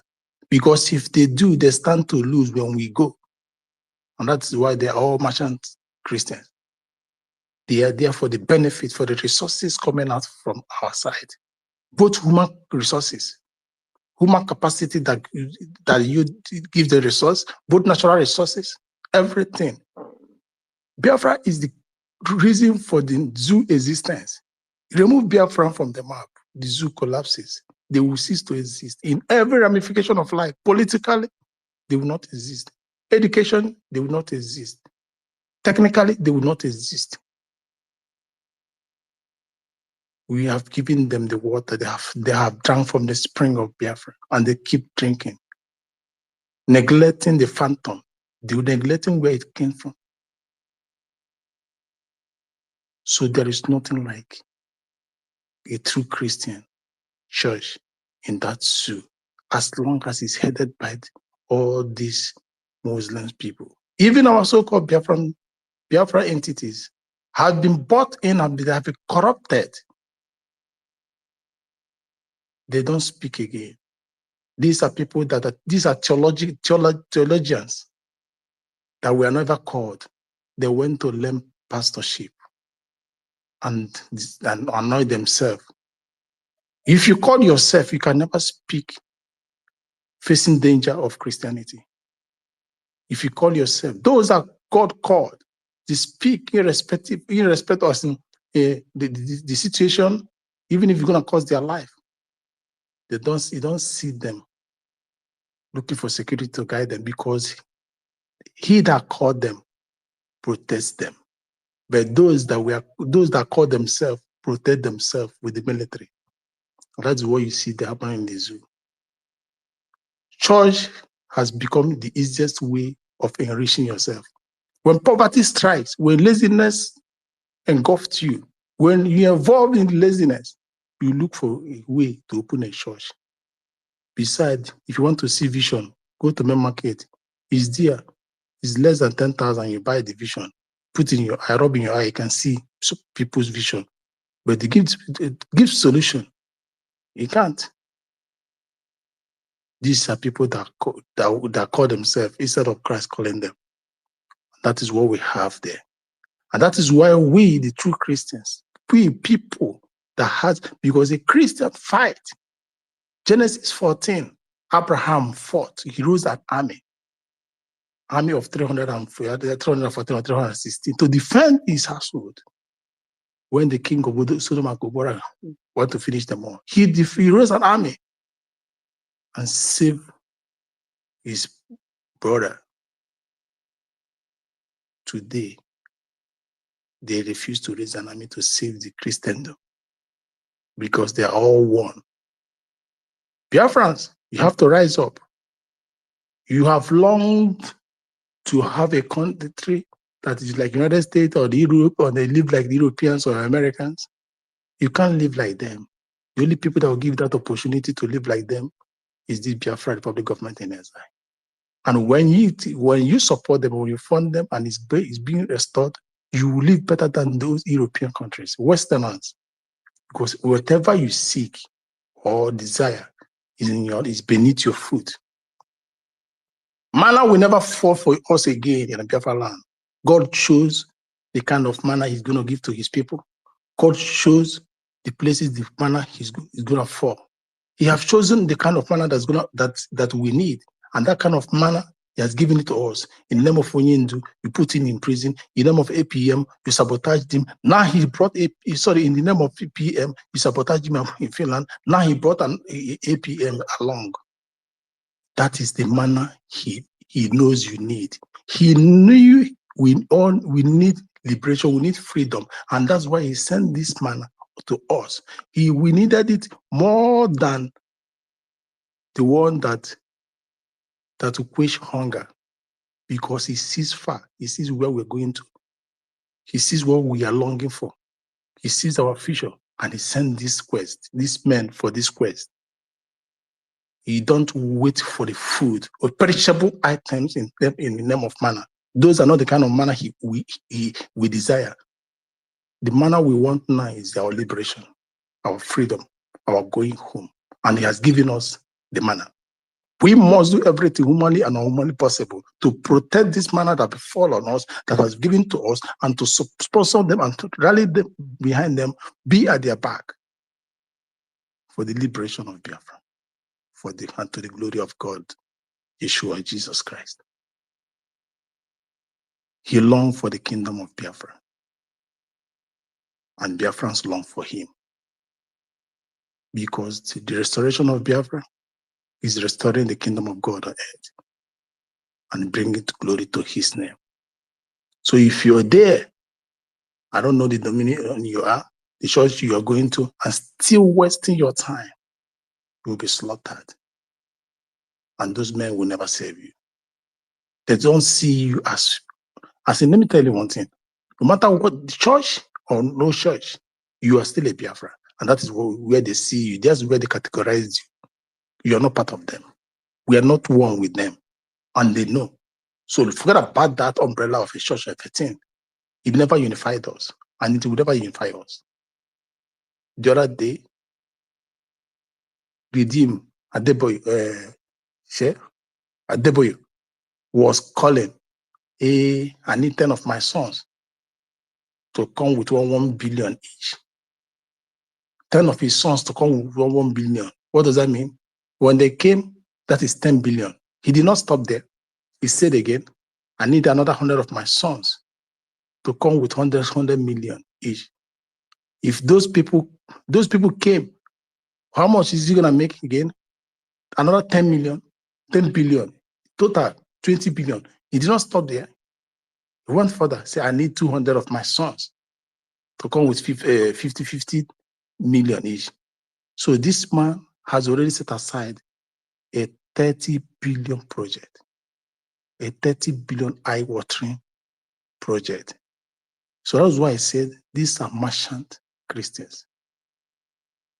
They are not called by God, they call themselves. These are theological. They went to study faith.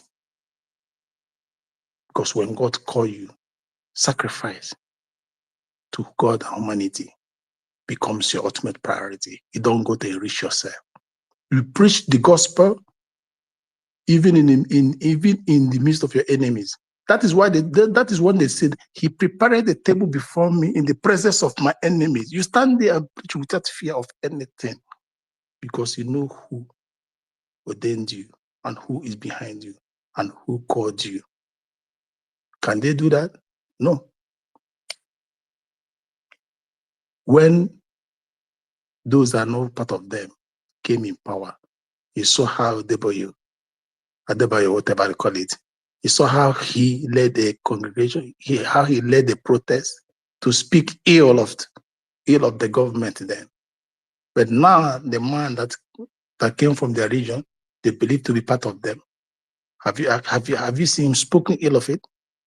He will keep telling you recently, this month, that he has, by the grace of God, he has gone around the whole world. And the zoo happened to be the best place ever in the world. What makes the zoo the best to live? What makes it the zoo where the best in the world, where man in humanity to man, manslaughter is happening every day to the people of its same faith with him, and he's there on the pulpit preaching rubbish. The thunder would have struck that man. He's warming up.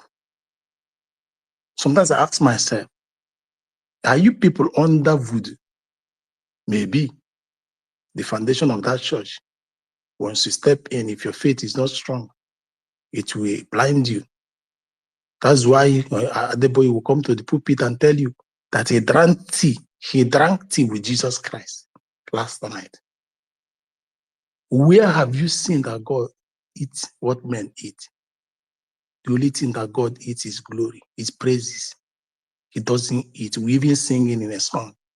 The stupid entity of Adeboye will come and tell you, I drank tea with God last night. Foolishness of the highest place. And you are buying to it. It's high time, Biafrans. We rise up, go home. And that home is now. There is no Messiah again coming. There is no end time. When you die, your word finish. That is when your word ends. There is no prayer, answering prayer again. The Biafra Republic government in exile is a prayer answered. There is no better country you're praying to have again, if not Biafra. And we all can achieve this when we take a drastic measure. We take this bold step. If you have not queued in, take this bold step. Nothing comes easily. There must be a sacrifice. And men are sacrificing themselves. The PM is paying the ultimate price. Our leader has paid the ultimate price and still paying it. APM has abandoned everything. He's paying the ultimate price. The military, our soldiers have paid the ultimate price. Many are putting their lives. You heard the sources say here, people are poisoned, they're still recovering. They are paying the ultimate price. Their families have been murdered.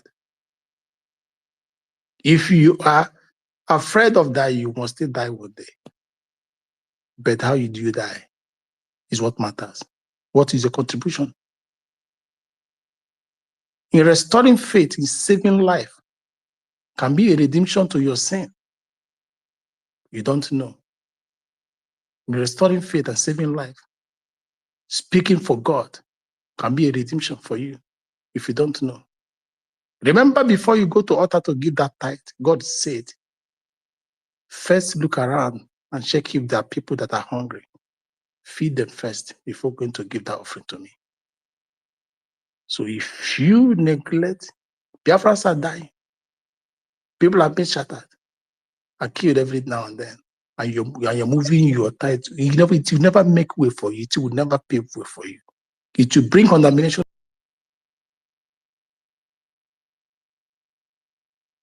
God is no respecter of any. He doesn't look at your rank. He made you, and he can still take you. Our quest for freedom is the only solution to your prayer. Is the only solution to the life you have ever desired or longed for. It's only solution to you touring every part of the world. There is no freedom in all of us abroad.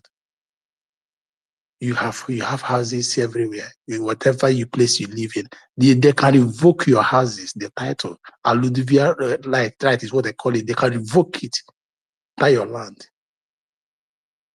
And you became nothing. People in America that has houses, do you know what they call property tax? Every year, after paying your house, you still pay 2% of what you bought that house for. Property tax. You sweat every day. Why can't you beat Biafra and make our make law favorable to us? Now that you are seeing people ready to take on your fight, you must show them the willingness to fight. Now that we have backups, people speaking for us from United States, the Cruz especially, the man, because that man is out. They were able to shoot arrow to this brotherhood, Islamic brotherhood. We do not fold our hands. We must support the government that are in the forefront of this liberation. Men have decided to die for you, like Christ died for the church, like Christ died for his people. Men have decided to die for you so that you may live. All they ask of you is your backup, your financial support. But if you say you're not going to do it, remember what the Bible said. They that refuse to give, that has it, they will take it from them and give to those that doesn't have. If you think we're not going to make it, we'll go home. And when we get home, we'll remember everything, because day of reckoning is here. Thank you. God bless us all. Thank you, Brian, our own Brian. God bless you. Christians, I want to read out something from the Bible for you, so that you also know that what we're telling you is the truth. During the time of Moses and taking the children of Israel to the promised land, they got to Exodus 17. I hope you guys can hear me. Exodus 17. Brian, can you hear me clearly? Yes, can hear you. Go on. Okay. So Exodus 17 verse 8.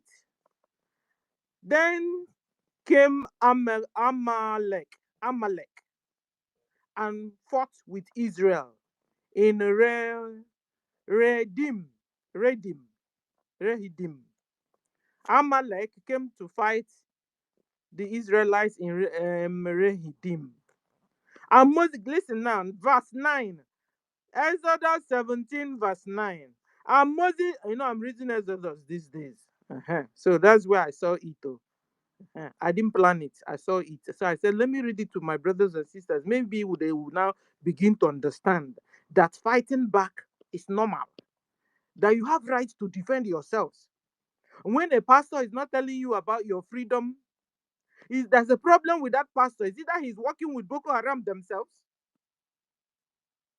and that is what it is. Because he can't be a true Christian. He can't be a true man of God. That will see a danger in front of the members and he kept mute. Okay. So Exodus 17 verse 9. And Moses said unto Joshua, listen, choose out men. Choose us out men. This is a King James old version.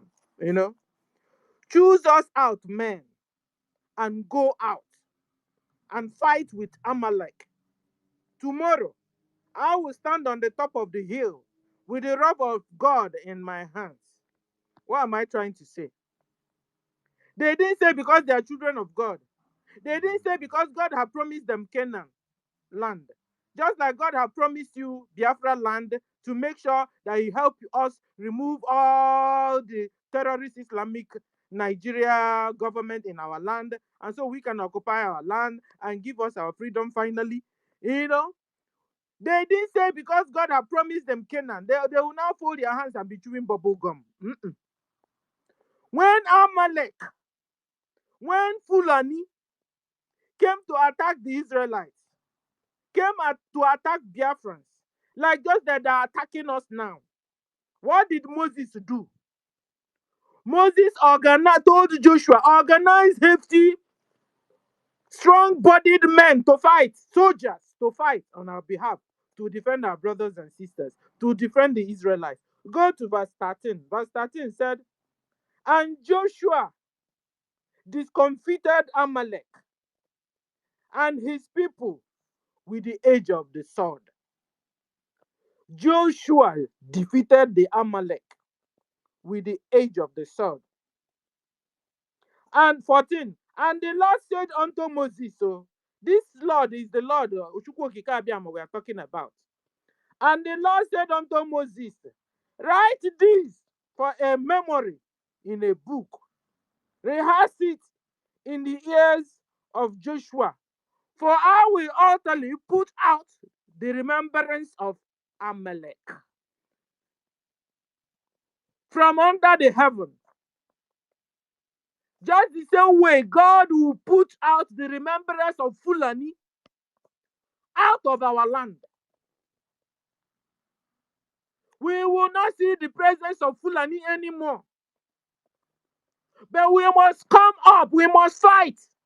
We must support the fight. We must support all the able men that Briggy have brought out as our BDF to fight. We, the congregation, we, the people, we must, at a particular time, Moses told them, bring your gold, bring your sheep, bring your ram, bring your cow, bring your anything you have, bring it. And they use it to equip themselves. They use it to build the house of God. And today our house is Biafra land. If not so, we'll begin to live in the air. And this is not the wish of God for his children. We are the children of Chukwu Okike Abiyama. We are the covenant people. So when you see this Yoruba Fulani Muslim GOs coming to run our country, our land over in the name of church, and they are duping my brothers and sisters, they are taking your hard-earned money. You have become poor. Only them have become rich and rich. They will now tell you, listen, let me remind you how they used to dupe us those days. The man of God will now tell you, God wants to bless somebody today.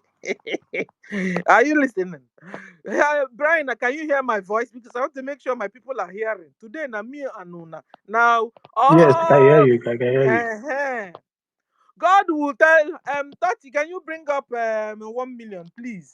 Or Biafra Lizen, bring up 1 million. God will tell you, and the pastor will tell you, God want to bless somebody today. Those days. And I'll be thinking, I'm in the church here now. I will not take my money and then give it to you. It's you that was blessed, not me. I removed the one I have from me and then gave it to you. And then you will become blessed. Me, no. That's the way I was saying it. Because it was so clear. The veil was off my eyes. At a particular time, I could understand it. I could understand the game. I could understand the joke. It's not like they're using this money to help the poor amongst us. Even in the Old Testament, when they collect this money, they will look among them and check out who is the poorest and give them money and even use out of it and help the whole church. No, these people will use the money and they are competing pastors are competing among themselves. Who will buy the latest luxurious car that just came out? Who will buy the latest Mercedes? Who will buy the Lexus? Who will buy the latest jet? You know, one day a pastor came to our church and I was asking our pastor, Pastor, you remember that your land you bought at the second junction? That I said, you guys are here competing amongst yourselves. And the man, my own pastor now said, no, that's your land. You know, that place. Now, I didn't take that land the day I wanted to take. And I moved down a bit. I said, in the church of God. In the church of God. My brothers and sisters, stop being deceived, please. That's why I'm here now to talk to you. Stop being deceived. Fund your liberation. Protect your families. Eat the money yourself. Help your auntie, help your brother. Money you don't have. You're not giving it to a rich man already that have money everywhere. He doesn't even know what to do with the money anymore. He's now using the money to oppress you, to depress you, to humiliate you. They will now come back and tell you, you see, that money itself, that this your tithe. It's not like we are living with your tithe. Oh. Yes, we now know we are not living with our tithes also, but you're also living with our tithes after all. But you see, we also know that government, terrorist Islamic Nigeria government, are also giving you a location. I also place you on salary. All you fake pastors in Nigeria and in Biafra land. Nigeria Islamic terrorist government are paying you salaries. So after even your members have given you their tithes, the first offering, third offering, you still humiliate them.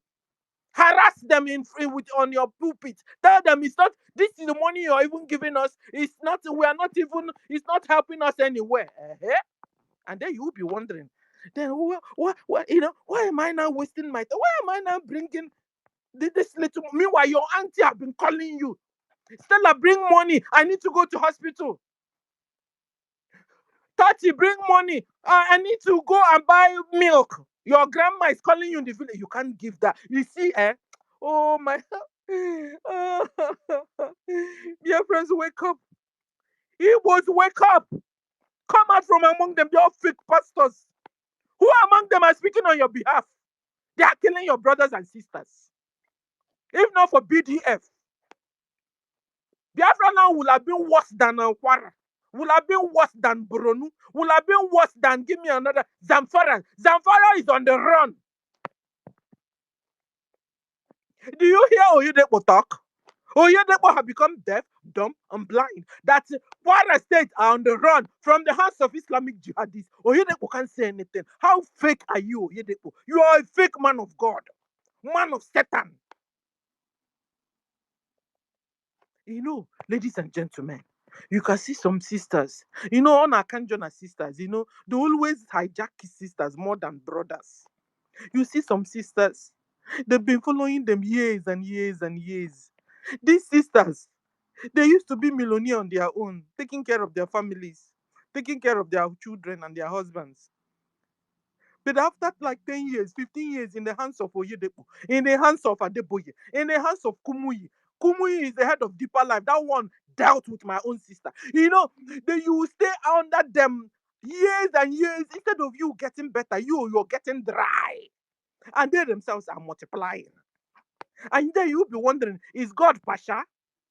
God is not Pasha. He's fake pastor in front of you. Fake pastor in front of you that don't care about you. You will contribute and contribute.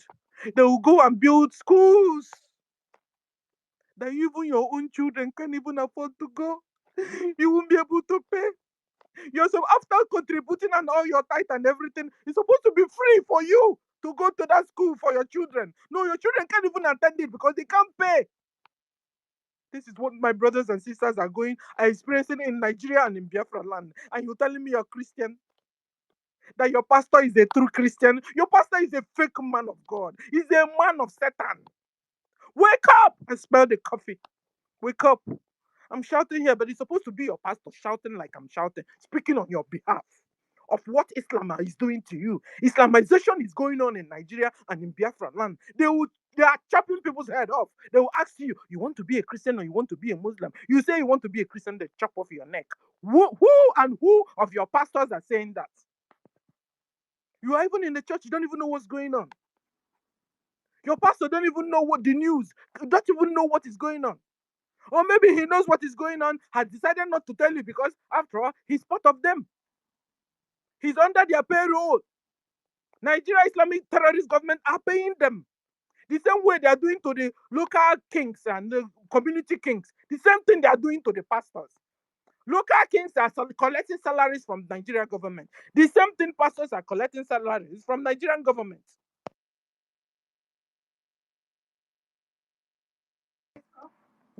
Yeah. Solomon, you have the mic. Let me give you the mic so we can begin to round up. Can I just say something? Solomon, Good just evening, give me 2 everybody. seconds, please. Good evening, Biafrans. Am I coming out? Am Yeah, I go on. coming out Yes, to go. where? You're coming out. You're coming out. Okay. I'm happy with our APM. Our APM, you don't talk too much. But whenever you open mouth to talk, you talk points. And that point, how to be treated amicably. If you are the type that always understand language easily. So I will not speak much because many of us have spoke well, and our APM have talked to, the area that's supposed to be touched, which is men of God. I am I know what our APM means. Check your pastors. I mean your bishop, your prophet, your apostle, or whatever name their name. Then check them. Have they ever gather in a communal cathedral Abuja to talk on the date of many that they always go to bury.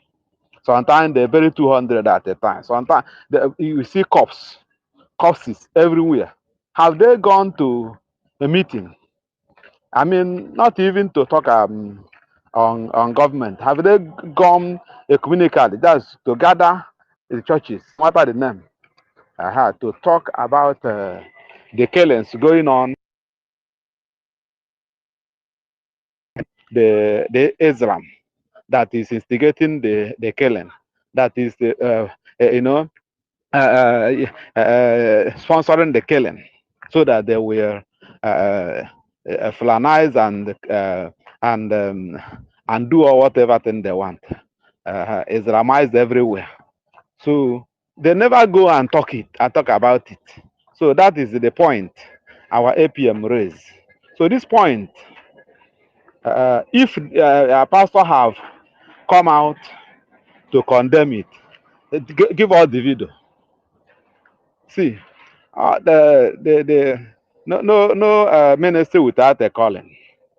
See, Adeboye is a man of God, which I respected, which I even love, as I love every man of God that is doing well. But they are lacking. They are deviating on the issue of freedom.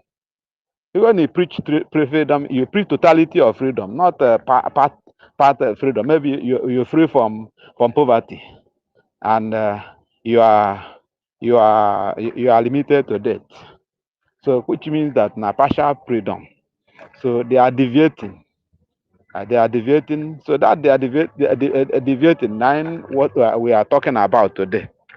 So many of them are called by God, but they are when you deviate, like it's happening now.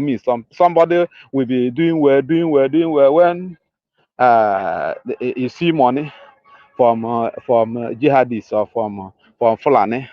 Immediately the money enter in hand, you will turn to devil, and that is why Judas was following Christ, and when devil enter him, he sold the Christ. So the same thing is still going on. So many of those pastors, they have many souls under them, and they are benefiting by the word of God. But they are deviating. They are listening. Okay, let me come in full.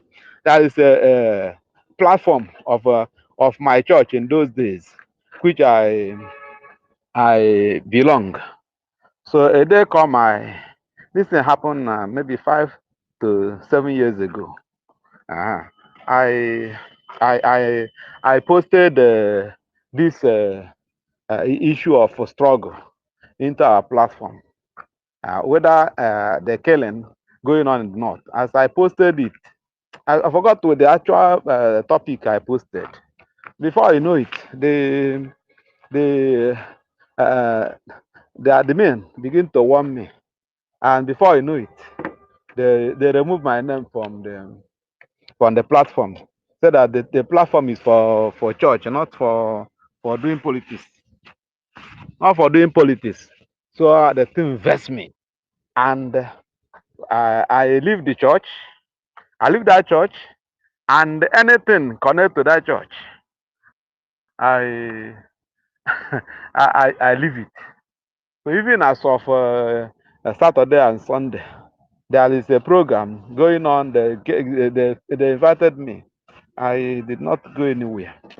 So not because of anything, but whenever I turn back on person, I have turned back, or and turn back on something, I turn back because the love I have for this Biafra freedom is the love I have for Christianity. I'm a Christian. I cannot begin to tell you who I am because it doesn't. Even if I'm bishop or a pastor, apostle, evangelist, or whoever I be, it does not connect to this freedom. Maazị PM Simon Ekpa said, na ejiri anya ọma I made this struggle o, na enwe friend. Aha. No better eyes will take they do this struggle. So that is the love I have for Biafra. Anything that stand on the way have to be taken out so that we move. So this is what I have to add to what our APM have just said. You see, have said well, and this area has to be treated. Even if they talk, you're angry because maybe Adeboye is a pastor or any of a man of God is a pastor, you love them. No, why in talk about it is because they never do what they're supposed to do. And they're supposed to go United Nations. At least 10 of them, 10 bishops from different denominations, or 10 reverend doctors from different denominations. Just there's 10 churches put together, go to United Nations or go to to to any anywhere their this thing will be hard. It will go a long way to soften our way. But this one, they will, in short, I don't know what to say. But if you are angry because they talk about a pastor, stop be angry. Or if, except if you are Sabu. But if you are looking for, you are in for Biafra freedom. So these people in this platform that always gather, they are able to bring this Biafra. Uh-huh. To us, the able, because there are people God put in their mind, people God created for it, according to the prophecy of Mazen Nandekano. That is the people that is talking here. So we are to do it, but there are some people we need to join hand. All these men of God, let them join hand. All these men of God, if you know that you want you are a Christian. If you know you're a Christian, if you know you're a Christian, then join hand and talking against the evil. Then if you don't want to talk against government because you are in the zoo, then talk against Islamic, because now the Islam, there is a question. Balawa in his platform, our information minister at S, there is a question he asked. Is it not in the Quran they talk about jihad? Then who is saying that the Muslims are peaceful? There are some people are peaceful, this and that. They are the same by the same of their Bible, which is the Quran, and then they bring out all those things. So they are the same. Whether you believe in jihad or you don't believe in jihad, hence you are from that Islam. Tomorrow you may believe in it, and you may be the person that will be headache for people. So because they never have peaceful coexistence with any person in any nation they want to dominate. So for that, Christians suppose, even if you are in the zoo, ministers of God, you are in the zoo, and you are in Nigeria, you don't want to offend the government. Then why can't you go to exile? All of you have a They long can leg even to be sponsor us in traveling. anonymous. So, bring money in Yes, anonymous. yes, they, And fund your freedom. Talk to your members, Kwan. yes, There's so many ways they can go about they, it, but they don't care because they of are course. fake pastors. No, you were asking them, Yeah. if why are they not talking? They are not talking because they are fake. They can go to they can go to outside Nigeria and do the meeting and talk about it.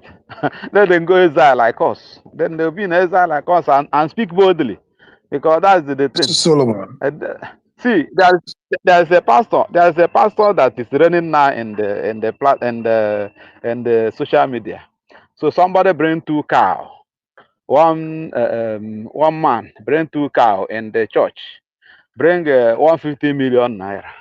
Say you want to use it to support the church. That's how they enter every church. No matter the matter is small, they will, when they bring that money to support your project. They don't buy you. You can no more talk against them. Begin to pray for them because everybody need the money. So that the pastor come out and become mad on that person that brought the thing. He said this will be the last time. This will be the last time you collect money for. Sure, carry that money to that governor that give you this. Tell him to add it money to pay the 6 months salary of the workers. Let him construct the road. There's no road everywhere. Then they bring him money. Don't come and support me. And never you bring a cow in my. This is the last time you bring cow to come and mess up with the vicinity, the church vicinity. So this is what we need. Let them begin to be mad on the politician. If you are not mad on them, they will climb you. They will even fuck you. They will begin to fuck you as a man. They fuck a woman, and you can no more talk. So all those people now, they are now enslaved by the government. They cannot talk against government. So that is my own add my own quote on the thing our APM they have said everything. So if you're a Christian and you're angry because they talk against your pastor, you go and repent, because you never know. This we are with this freedom. People are dying. People are in the bush. Are not even sleeping. They fight for your defense, and yet you're angry because of your pastor that cannot tell you the truth, that the freedom is sweet. And that because of their financial freedom now, they can raise any amount of money. Because they have financial freedom, but they are not free, even from the jihadists. They are not free from the Islam plan against them. And tomorrow they will burn their church. Go to Benue, go to Southern Kaduna, you see them worshiping under trees. Church that have Jinjati Stadium, this thing before, they're worshiping under trees. So, and as they're worshiping under trees, they believe that God will come and save them. So God is saving them now because of us. God will must raise a person, radical, that will come in a good way with the truth and begin to save them. Some people thought that they will be exempted when this shipwreck. Nigeria is going down. And when it shipwreck, they will not be exempted. Nobody is exempted. They will kill everybody. So this is where I will pause. I said I will not talk too much, but I have You have talked. talked already. Thank you. Maybe Stella, tomorrow sorry. we'll Let's talk go more. straight to. Thank you, Stella, Solomon, because we Thank, have to be Hey, bro. winding down. Let's go straight to thank you, Art Master Brian. Real COS. So the minister is here since. Sir, you have the mic. Mr. COS, you Okay. have the mic. Yeah. Okay. Greetings from here, everybody. Um, Good afternoon, my APM. I see you're still here. I know you're not. You know you're busy. You forgot to log off, but my warm greetings to every Biafran.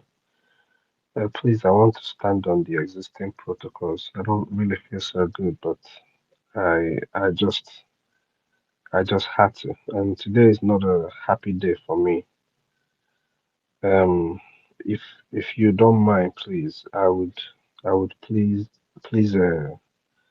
ask all of you to join me in a 1 minute silence for our brothers, uncles, cousins, friends who were slaughtered on 7th of October in Biafra land, even though their slaughter and those who slaughtered them did it like cowards because they came out in their own way of showing that they don't want problems, not knowing that the problems already lives within them.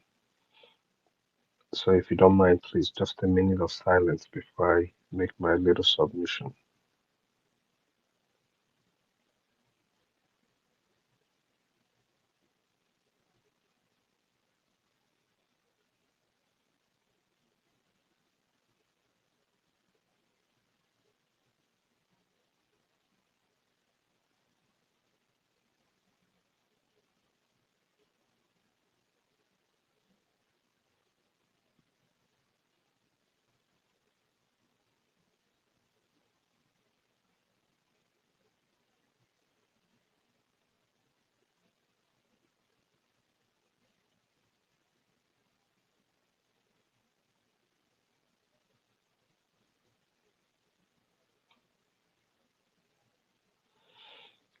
May the souls of our departed brothers, uncles, and aunties who died in Ahaba,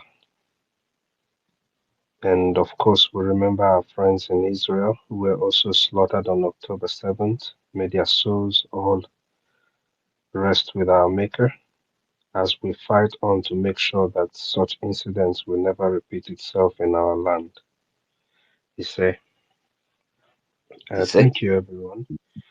Um, I don't know. Every time when we get to 7th of October, for some reason, even though I wasn't born then, it just I just can't I just can't but wonder how children, young boys who could have been of our age when we were growing up were slaughtered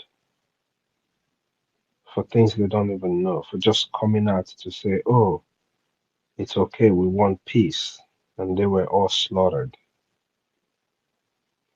The people you were running to save you were the ones that slaughtered you, just like it happens in Nigeria today. The Christians, their pastors, their priests are the wolves in sheep clothing. The Khan is a pure example, like my brother Meko Rago described them in his tweet, which of course I copied today, are the wolves in sheep clothing. Those who cannot condemn the slaughter of their fellow citizens, of their congregation, but are quick to join their voice with the killers to tell you that your lives do not matter, not to them, not to the God that they call on, because I'm sure they don't call on the same God that we call on. If you are a Christian, I'm going to keep it really brief. If you are a Christian and you exist within the territory called Nigeria, the only hope you have is freedom, and that freedom will come through your support to the Biafra Republic government in exile. Our leader has said it some time ago that as a Christian, even in the north,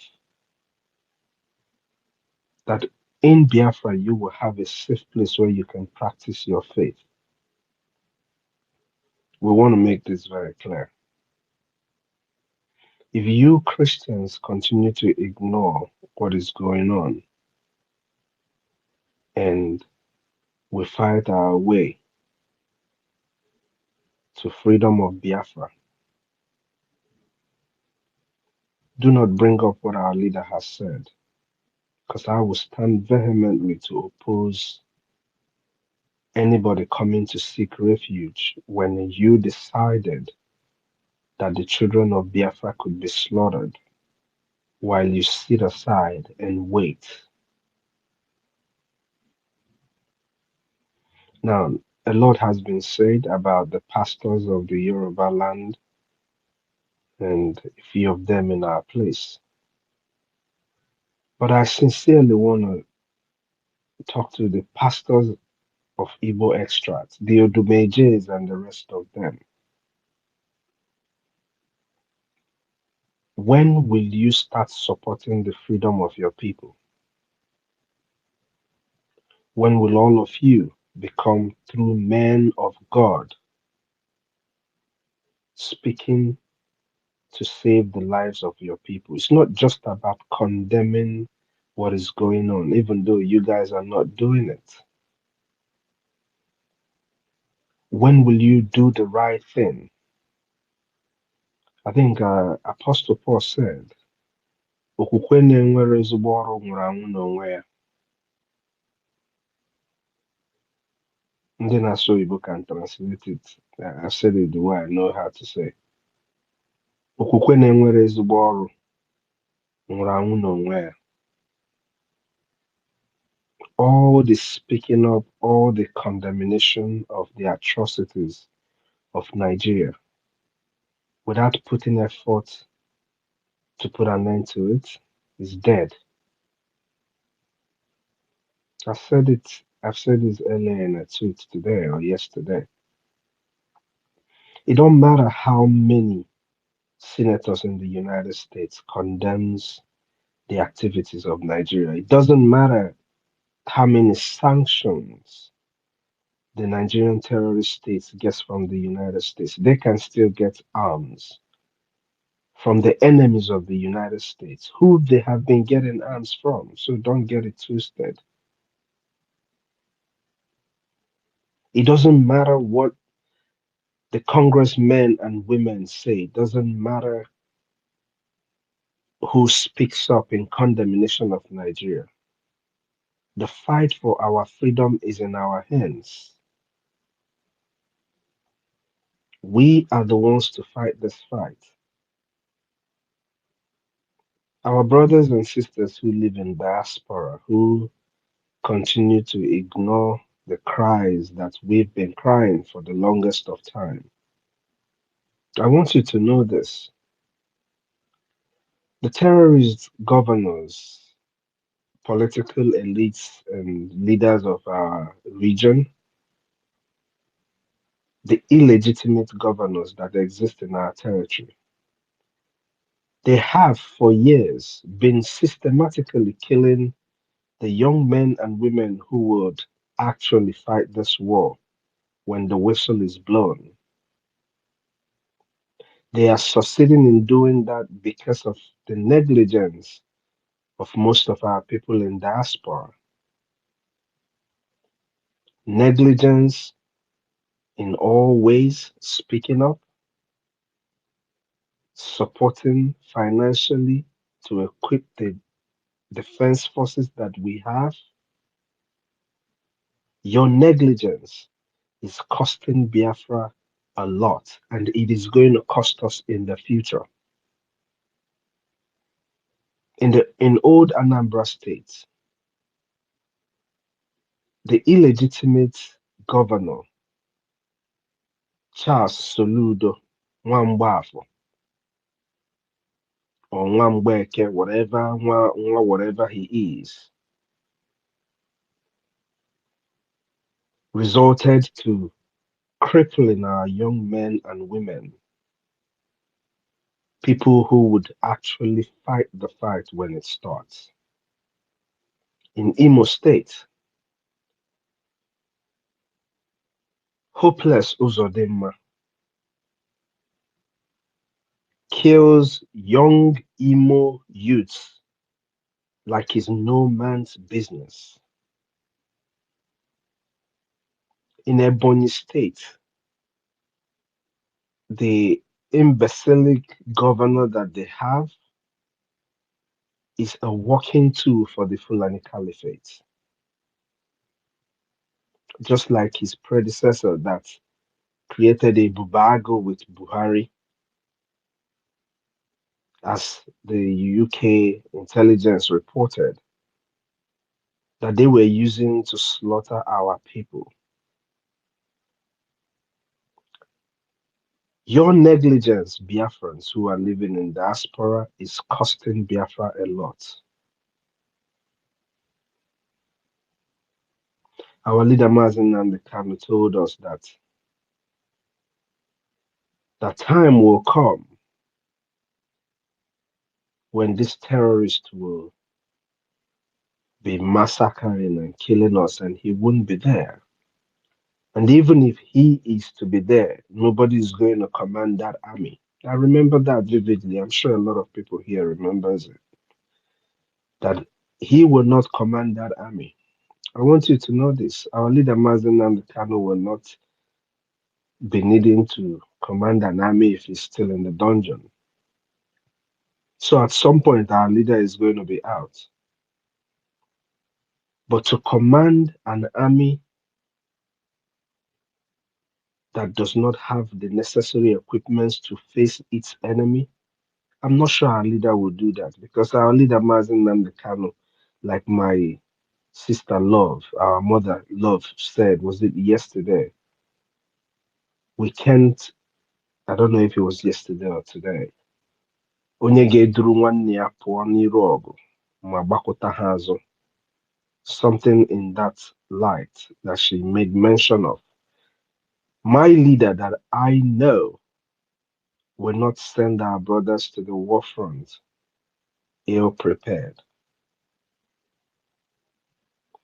We've been screaming at the top of our voices for people to rise up and do what they are supposed to do, but our people continue to ignore this cry, this call. This call for action is on everybody. It's not on a particular individual.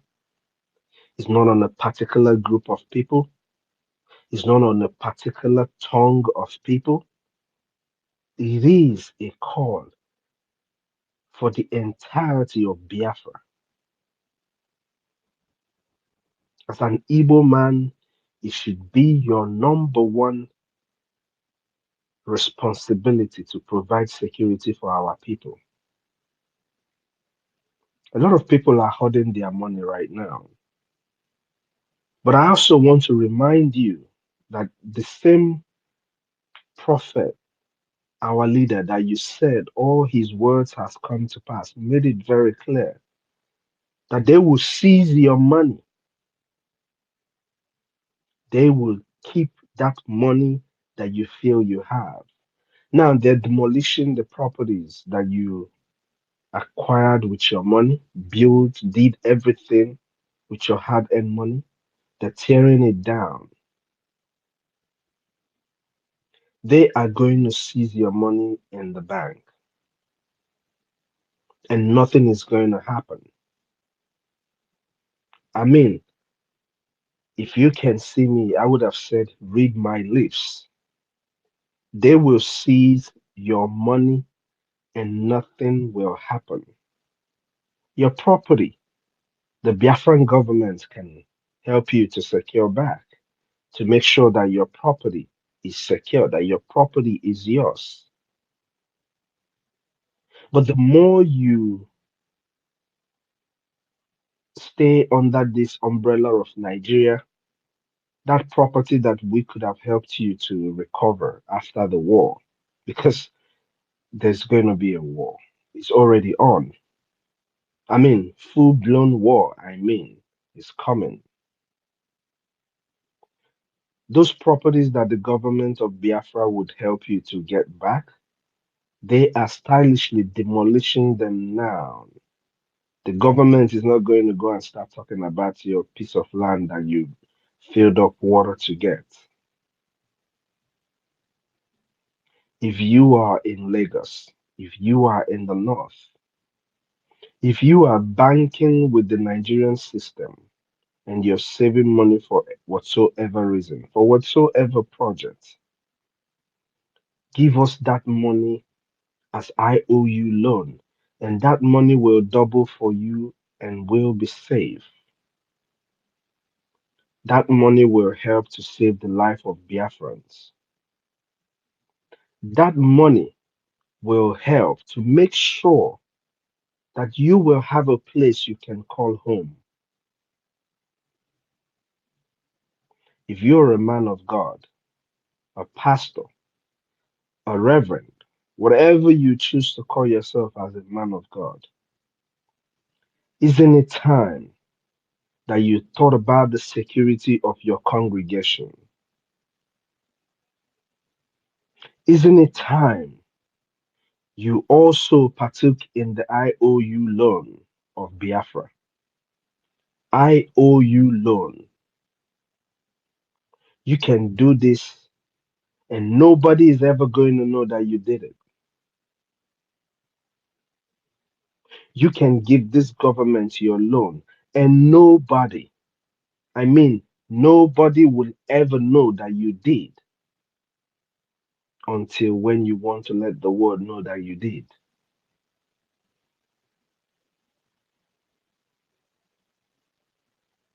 Everybody is screaming about how the Nigerian terrorist state is funding the terrorists to kill you. How are you funding the security of your family? Why are men of God who are supposed to be examples being a true example of hypocrisy? You give our people stickers and you have security men guarding you, following you up and down.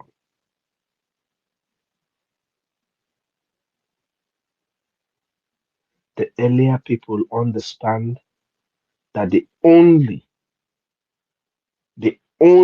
assurance to life within the territory called Nigeria today is Biafra. That is the only thing that that can assure your continued existence. If you don't support the liberation of Biafra, I will tell you, like one of our brothers here said earlier, what you are experiencing with the collapse of the military barracks is a handover of the military barracks to the terrorists, just like you had in Afghanistan. They were soldiers by day and Talibans by night. In the case of Nigeria, we have uniformed terrorists and ragtag terrorists. They don't hide it. They do not hide what they are doing. If you do not support the restoration of Biafra, Nigeria will be handed over to the terrorists, and those who choose to deal with the terrorists will deal with them, and life will go on. But for us to be able to achieve Biafra, it will require the effort of each and every one of us. A few people will get us Biafra, a few people will get us Biafra, because a lot of people like to hang their necks on that statement. Yes, a few people has gotten us Biafra. Out of over 80 million people, you have just about 517 delegates who ratified the 50 million, over 50 million votes of Biafrans. Out of over 80 million Biafrans, you have just a few hundreds of Biafrans who are consistently doing whatever they can, at least to provide for our defense forces.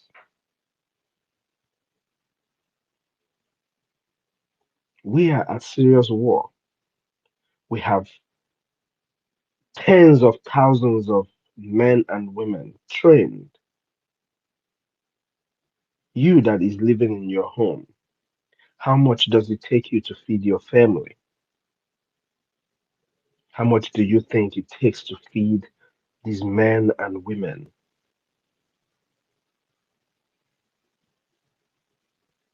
Restoring Biafra, like I said, lies in our hands, not in the hands of our future, our kids. I don't know if people heard my little girl, our sister Eunice's daughter's question to her mom in the Canadian town hall, where she said, "You said Biafra was coming. Are we not tired of telling our kids this thing? Can we not just do the right thing and get Biafra once and for all? You who claim to be IPOB, you who claim to have listened to Mazen Namdekano, what is the last thing that our leader wants? Is it not Biafra?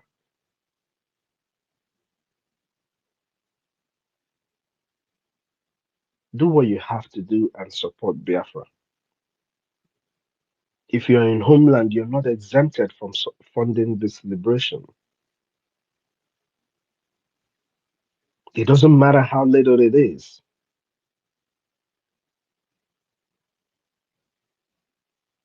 If it is 20,000 of us and we are doing what we are supposed to do, we are going to get our freedom. I keep saying this over and over again. Are my people not ashamed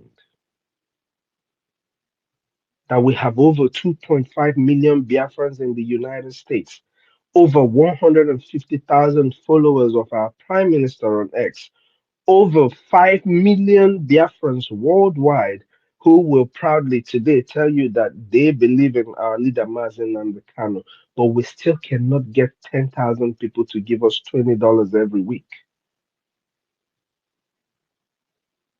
Are my people not ashamed?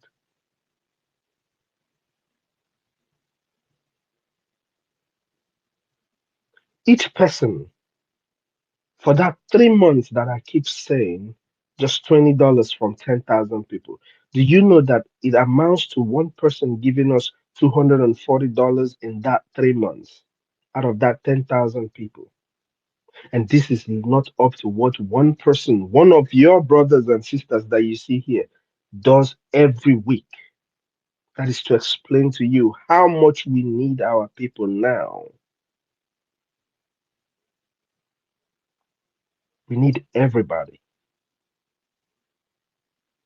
The time of apportioning blames and condemning and calling people who are fighting for you ill names is over.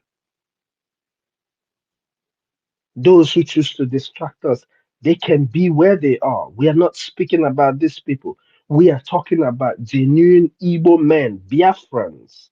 Edu Brazil, we are talking to you. Edu Dubai, Emeka Burozu na High Sea,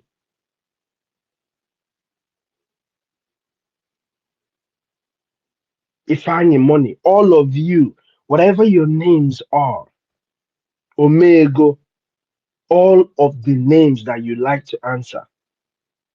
We are talking to each and every one of you now.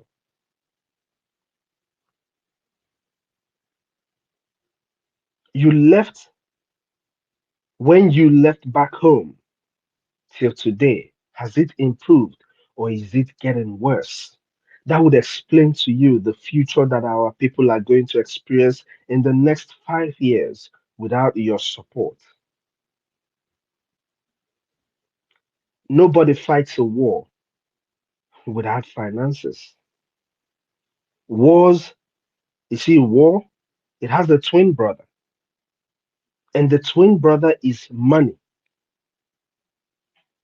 War has a twin brother, and the twin brother, hear me again, is money. And the two of them, they are the true description of Onyaya Lawanneya. None of them, war cannot function without the money. That is why today Ukraine is still asking for funds. Israel is doing the same thing.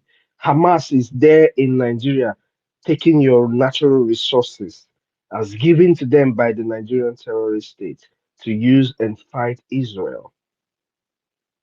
Everywhere there is war, there is fun going in.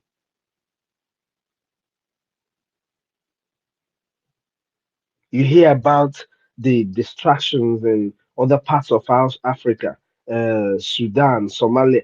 You hear about UAE funding and all the people who are funding them. Without fund, you can successfully fight a war,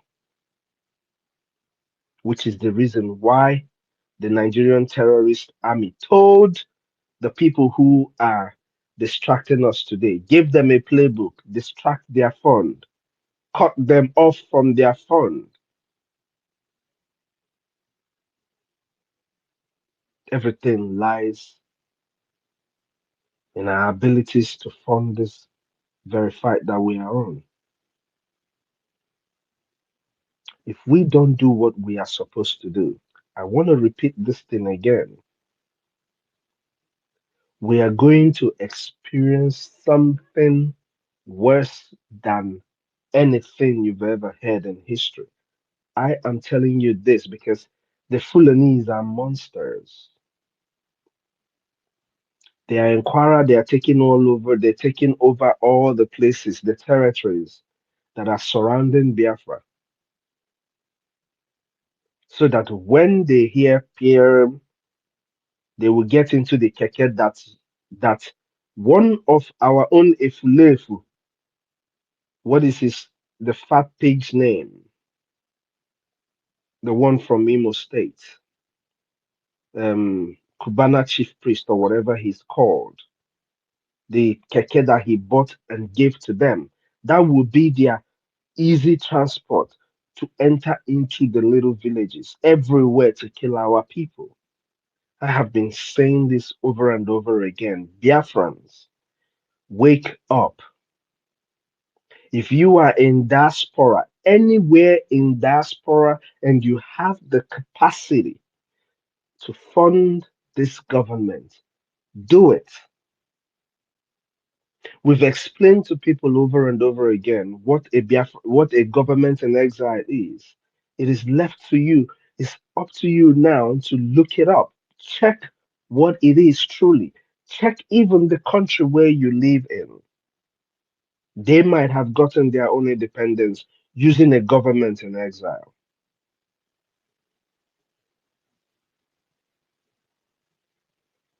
All the things that you see in the American Senate, the House, the reps, like you saw the what's his name? Um, oh, what's his name?